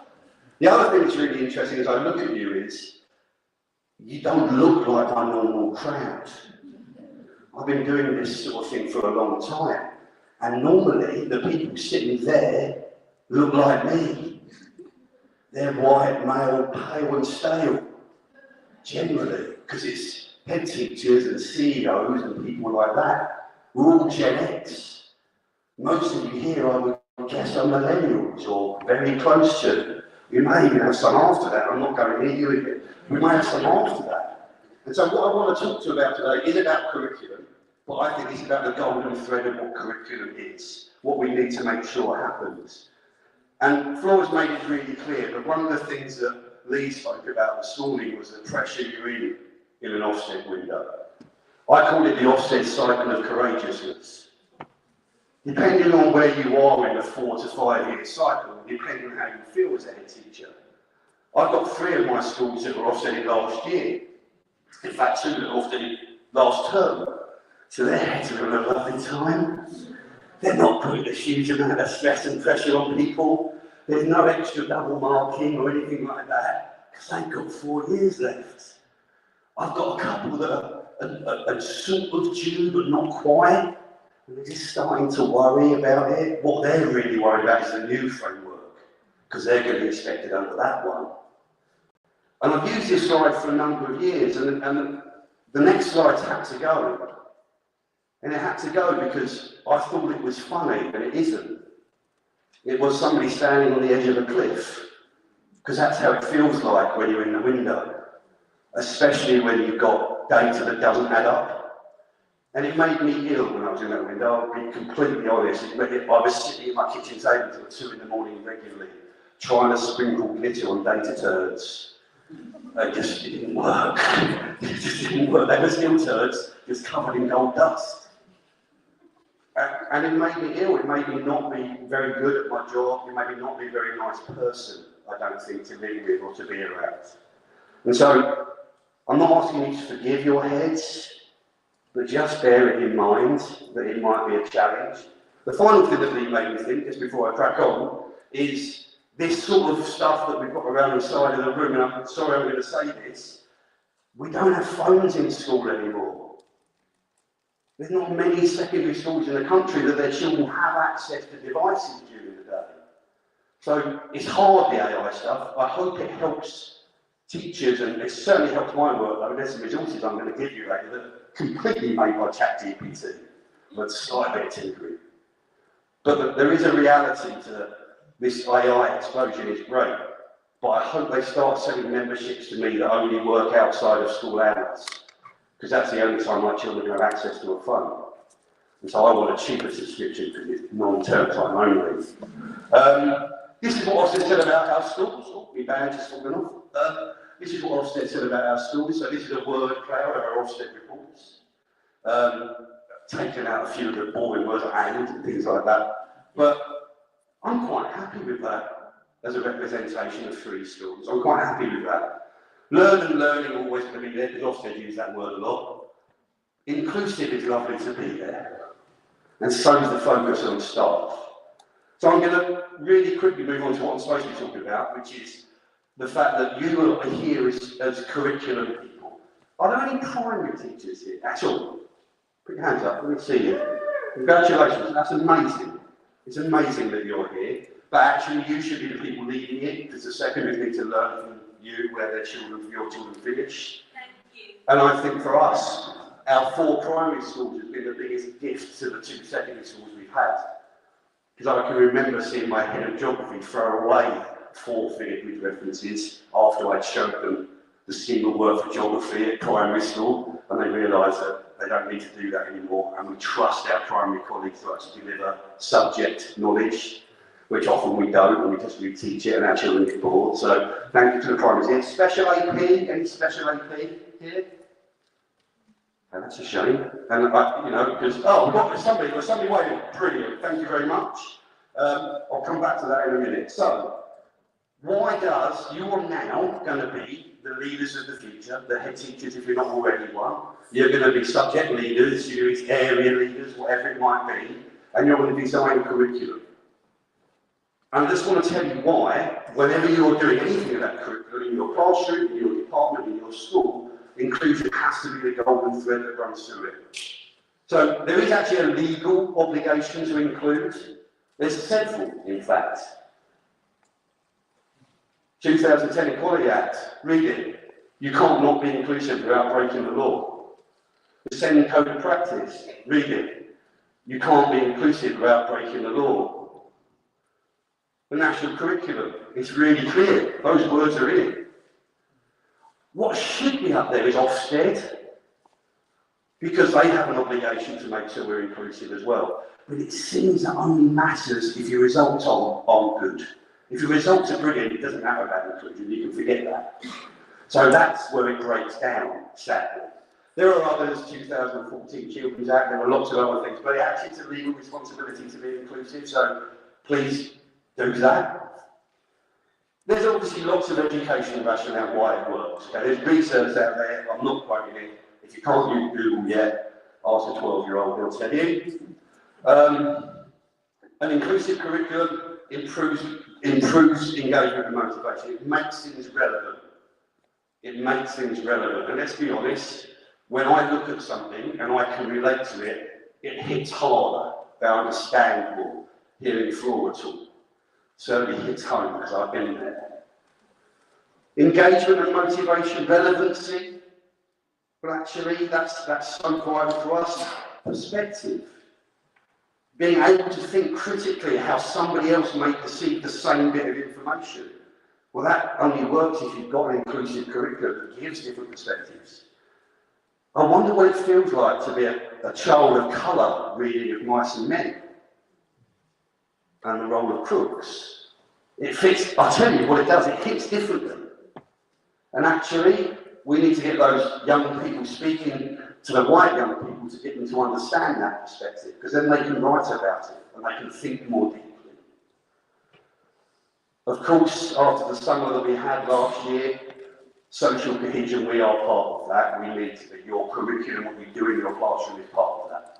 And so if we get them to have diverse views, think diversely, think inclusively, then there'll be more understanding when things don't quite work. And our job is about outcomes. I'm not going to stand here and go, it doesn't matter, just make sure they're happy, it doesn't matter if they exam results. Because as John Thompson says, the quickest way out of the ghetto is 5 good GCSEs. So that is part of being inclusive. All children, all does a lot of heavy lifting when it comes to inclusion. Of course there's a moral imperative. We are public servants. We serve a community. All of it. Every single one of them. Now, you don't have some of that control. If you're not the head, or you're not the CEO, or whatever is in charge of your school, then you're relying on them sometimes for that messaging. But I'll come back to that in a little while. So what does it look like? Well, it's about representation and visibility. This is easier for some subjects than others. Okay? I'm not going to ask you to put your hand up, but I bet some of you, a lot of you, work in a school where in the maths corridor there's pictures of mathematicians of colour. And I bet you've got Euphemia Haynes and you've got Benjamin Banneker. I bet you have. And also, I bet there's some out there that have got Einstein, Picasso, Richard Branson, Steve Jobs, Steven Spielberg, all saying if you're dyslexic you can still succeed. I bet they're around as well in some of your schools. And of course it's easier for English to make sure there's representation if you're using different texts. For maths, that's a bit harder. So you don't have to think, I need to crowbar everything in just for the sake of it.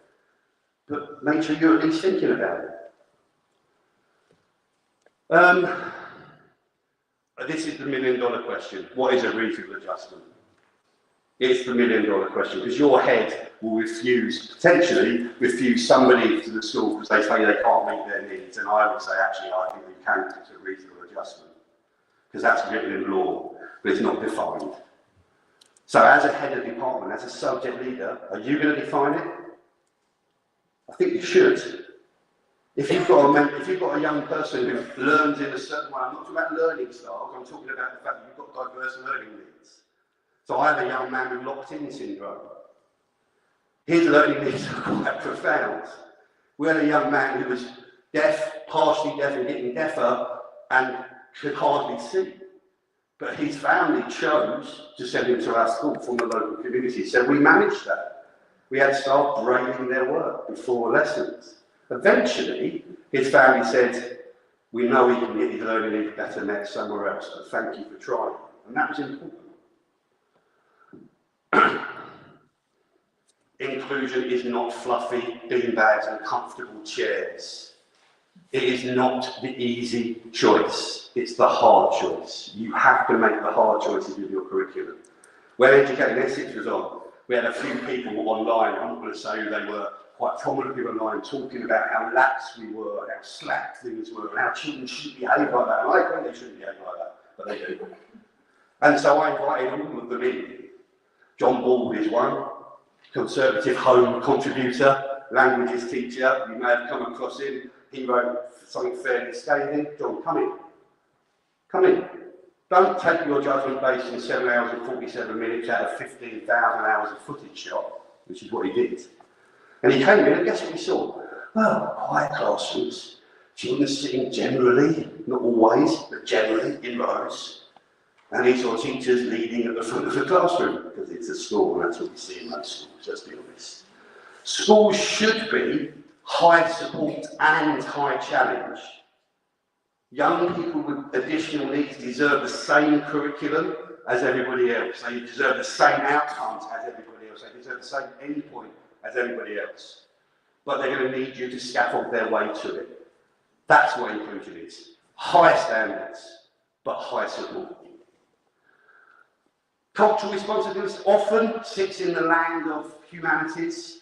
If you're going to teach things about the empire, which we should, because it's part of British history, be brave enough to talk about all of it.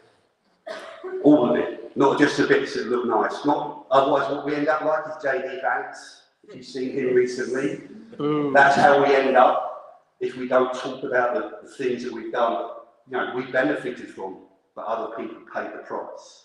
So where does that start? Well, that starts with you, your classroom, and your curriculum. Don't look in the mirror. Don't look out the window for who to blame. Look in the mirror. If your classroom doesn't feel inclusive, if children are struggling in your classroom to connect to learning, then start with you. Start with what you do, start with your pedagogy, start with your curriculum, start with your lesson planning. And then once you're happy that you've done all you can, and actually it's a culture thing for the school or it's another issue, then you can go somewhere else. But start with us.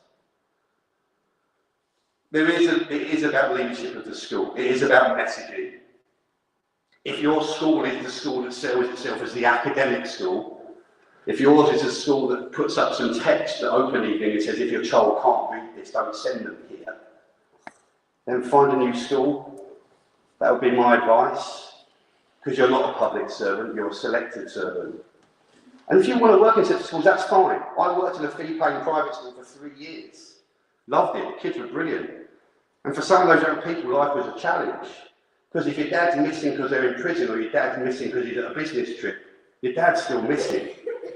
So don't, if you sit there working at a lovely school, I know I've spoken to colleagues who work at, schools that are quite affluent, don't ever apologise for that. I've been to Wellington numerous times and the teachers fell over themselves apologising to me the first time I went there. I'm like, what are you talking about? These children deserve a great education. If you are going to be serious about it, review your curriculum. Make sure that it's right. Look for the gaps in representation. Make sure the staff are able to deliver that. If you're not now that in position, keep these in mind. They need to know how to be inclusive sometimes. It doesn't come naturally. An autistic classroom is just a good classroom. That's what it is. If you've got a classroom set for autistic children to be successful, every child will be successful. Because it's about calm, consistency, clear boundaries, routines, all the things that we all love. And actually, how about asking those in receipt of your curriculum? Does it feel that you're included? Does it feel that this is relevant? And if it doesn't, what can I do differently? And don't get me wrong, they're young people. They'll say, well, what I'd like to do, sir, is do a lot less writing and a lot more playing with things. And you've got to be realistic about that, of course, because they've got to pass an exam. So, key actions, really quickly. Audit your curriculum. Make sure it is what you think it is. Make sure your staff you're working with know how to be inclusive. It doesn't come easily. Assess, I hate that cartoon of, if you ask all animals to pass the same test, there's a picture of an elephant and a fish and there's a tree, and the monkey's at the top and the other two aren't doing so well. I hate that. Because the reality is they are generally going to sit the same exam at the end. They are generally going to be the same. They might have a bit longer, they might have a computer, but they're going to have the same exam. So we have to get our fish and our elephant to climb the tree sometimes. We do. But there's a reality that in getting there, maybe we can do things differently. And if we know that child's going to have to have adaptation to year 11 because of their needs, then where are they in year 7? Helping them learn how to manage those adaptations. 5 minutes. Yeah, I'll be quicker than that, I promise. And then actually ask the parents, the carers, the students, what does it feel like to be in a history class at your school, the geography class, the science class? Is it something you can engage with? If they say, well, to be honest, sir, it's just bare long, is what they say in Harlow, which means really boring. Bare long, sir. Okay, I get that. It is boring, if you think so. However, these are the reasons, this is the rationale, this is why it's relevant. Maybe rethink of it a different way, challenge those perceptions. And then the data does matter. Believe me, as a head teacher, I wish I could say to all of my academy department, listen, what? Forget about the exams, forget about outcomes, and just do what you want. Because it isn't going to work, because we'll end up in a category very quickly, and then we'll have no choice. We'll have no lead. We'll have somebody else telling us what to do, and we don't want that. So, a great curriculum is not just about the content delivered in your classrooms, it's about everything in your school. It's about the culture. How do you contribute to that culture? It has to be the golden thread that goes through all of the curriculum that we do. What happens in your classroom every day. If in your classroom you are saying to somebody, well, today our assessment is going to be a presentation, and my young man with locked-in syndrome just looks at you. To be fair, that's what he's limited to most of the time. He uses eye gaze technology. So that assessment for him is not going to work. To find a different one. It is about you being proactive, making choices, because it is a balance. You have to give these young people outcomes. You do. But you also have to make sure they're supported to get there. And that's where that's a choice. As I said, if their dad's missing because he's in prison, or their dad's missing because he's too busy at work, the dad's still missing. Those kids suffer the same trauma. They just start suffering in nicer houses. It's that simple. So, to finish, the children are always the best example. So I'm going to finish with a video, 3 tiny videos. They are of a whole school assembly at Parsons. If you follow me on Twitter, you may have seen them pinned at the start of my Twitter profile. And we have an autism hub, as you saw written earlier. And one of my young men really wanted to sing in the whole school assembly. The problem was, any noise and he melts down. Any noise and he could be sitting on the floor, rocking, crying, not having control of all his functions. And so he wanted to sing, and I had a choice to make. Trust 1,200 plus children to do it as he needed to be done, or don't let him sing. So I told them at the start, Kieran is going to turn up, he's going to walk into this assembly with his ear defenders on, and you're going to sit in silence. He's going to sing, and you're going to sit in silence. He's going to stop singing, and you're going to sit in silence. He's going to put his ear defenders back on, and you're going to go crazy. And I had a choice. Allow that to happen or not. This is Kieran coming in.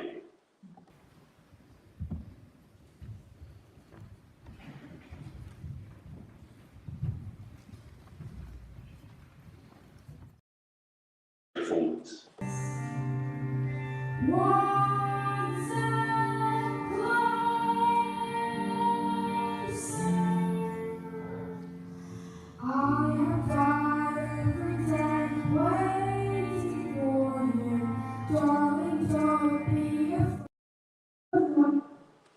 And here's finish.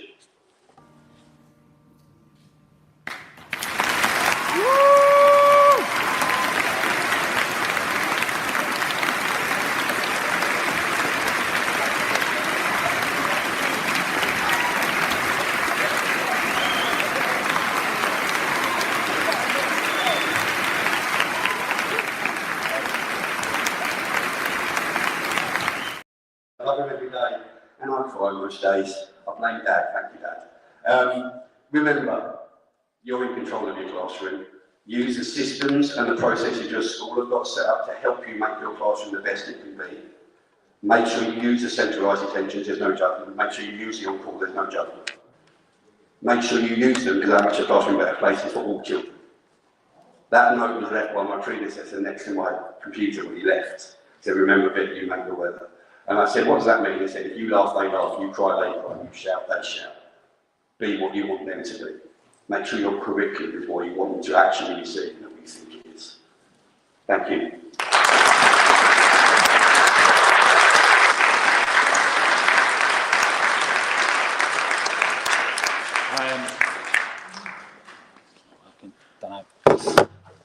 I'll just shout. Amazing. Jesus.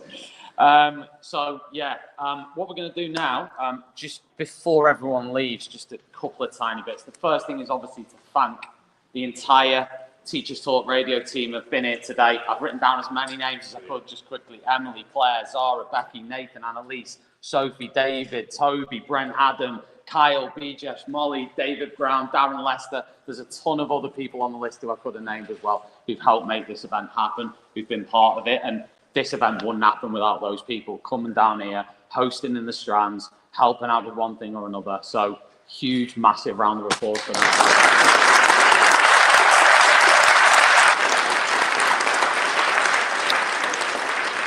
And Chris Giles as well put a suit on to come down here as well. So come on, give him credit from CTR. The other thing is obviously huge thanks to the sponsors, OUP, Carousel, everybody else who supported the event today. Wouldn't happen, wouldn't be free without them. All the deposits that are on that list will be repaid to people in the next 4 or 5 days. So look out for that. The other thing is, I think Emily's been around with a little card. So if anybody's got time and they've got it, then if you can write just any feedback you've got, any sort of comments, anything that you can take away from today, it could be any thoughts you've got, just leave it on the table and we'll come around and collect that up. But I will send out a survey or something anyway online. But if you've got time to write something, fantastic, because that's nice just to be able to take away if you've had any positives from today. The other thing is, there's a bar, just literally this building here, the Brotherhood of Pursuit. And Annalise has booked the room out for us. So for the next 3 hours, from 5 till 8, we've got a room in there. So if anybody's coming, I'm definitely having a pint. My mate, who I've grown up with here as well, Matt, who's also a teacher as well. We wouldn't have thought either of us would be teachers when we were growing up, but there we are. But we've got we're going to go to that bar there. So obviously everybody's welcome till whenever. It'll probably go on for a long, long time. So it'd be great to see everyone. Even if you're getting a train at 6, just pop in for a drink. If there's not space, there's just loads of areas in there for everybody to go. So I think we'll hopefully run this event again. Everyone in here is part of this. So it's amazing everyone's taking the time to come down and actually get involved and actually be part of this. So just a massive thanks. And the speakers just giving up the time, coming down, doing amazing talks. Like I've been in here, I haven't been in the sessions. Everything's been live streamed, or most things have. You can access that for free on the Teachers Talk Radio website. Annalise?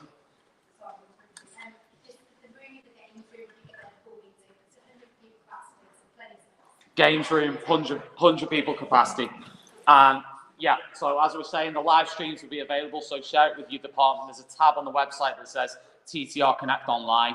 All the links to what's been recorded today is on there. Now, obviously, we're going to need to edit it. It's all over the place at the moment, but the raw material's there.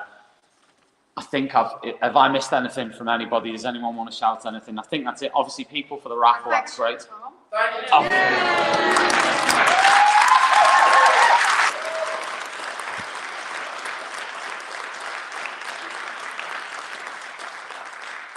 Obviously, the raffle's here. If everybody can try as well to clear as much of what you think might be rubbish off these tables as possible, that would be brilliant. I'll see you in a bit if you're coming. I'm sorry I can't go to the pub. My train leaves in 23 minutes. Have a great night, all right? Vic, thank you so You're really much. good, mate. Is that all right? Amazing. Vic? I was going to walk. Yeah, hello. What would you like? Yeah. Oh, hold on. I made it in 10 minutes. Yeah. I think I'm the head of fishing. Okay, I will. You be careful. I will move. And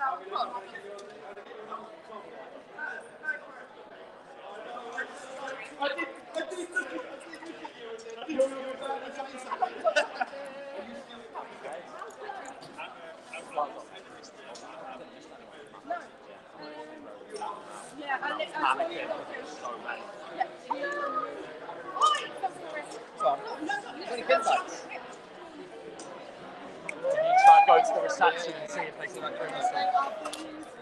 Right, okay, that one for you. Oh, let's own this, let's own this. Hold on, sorry. There you go, go on.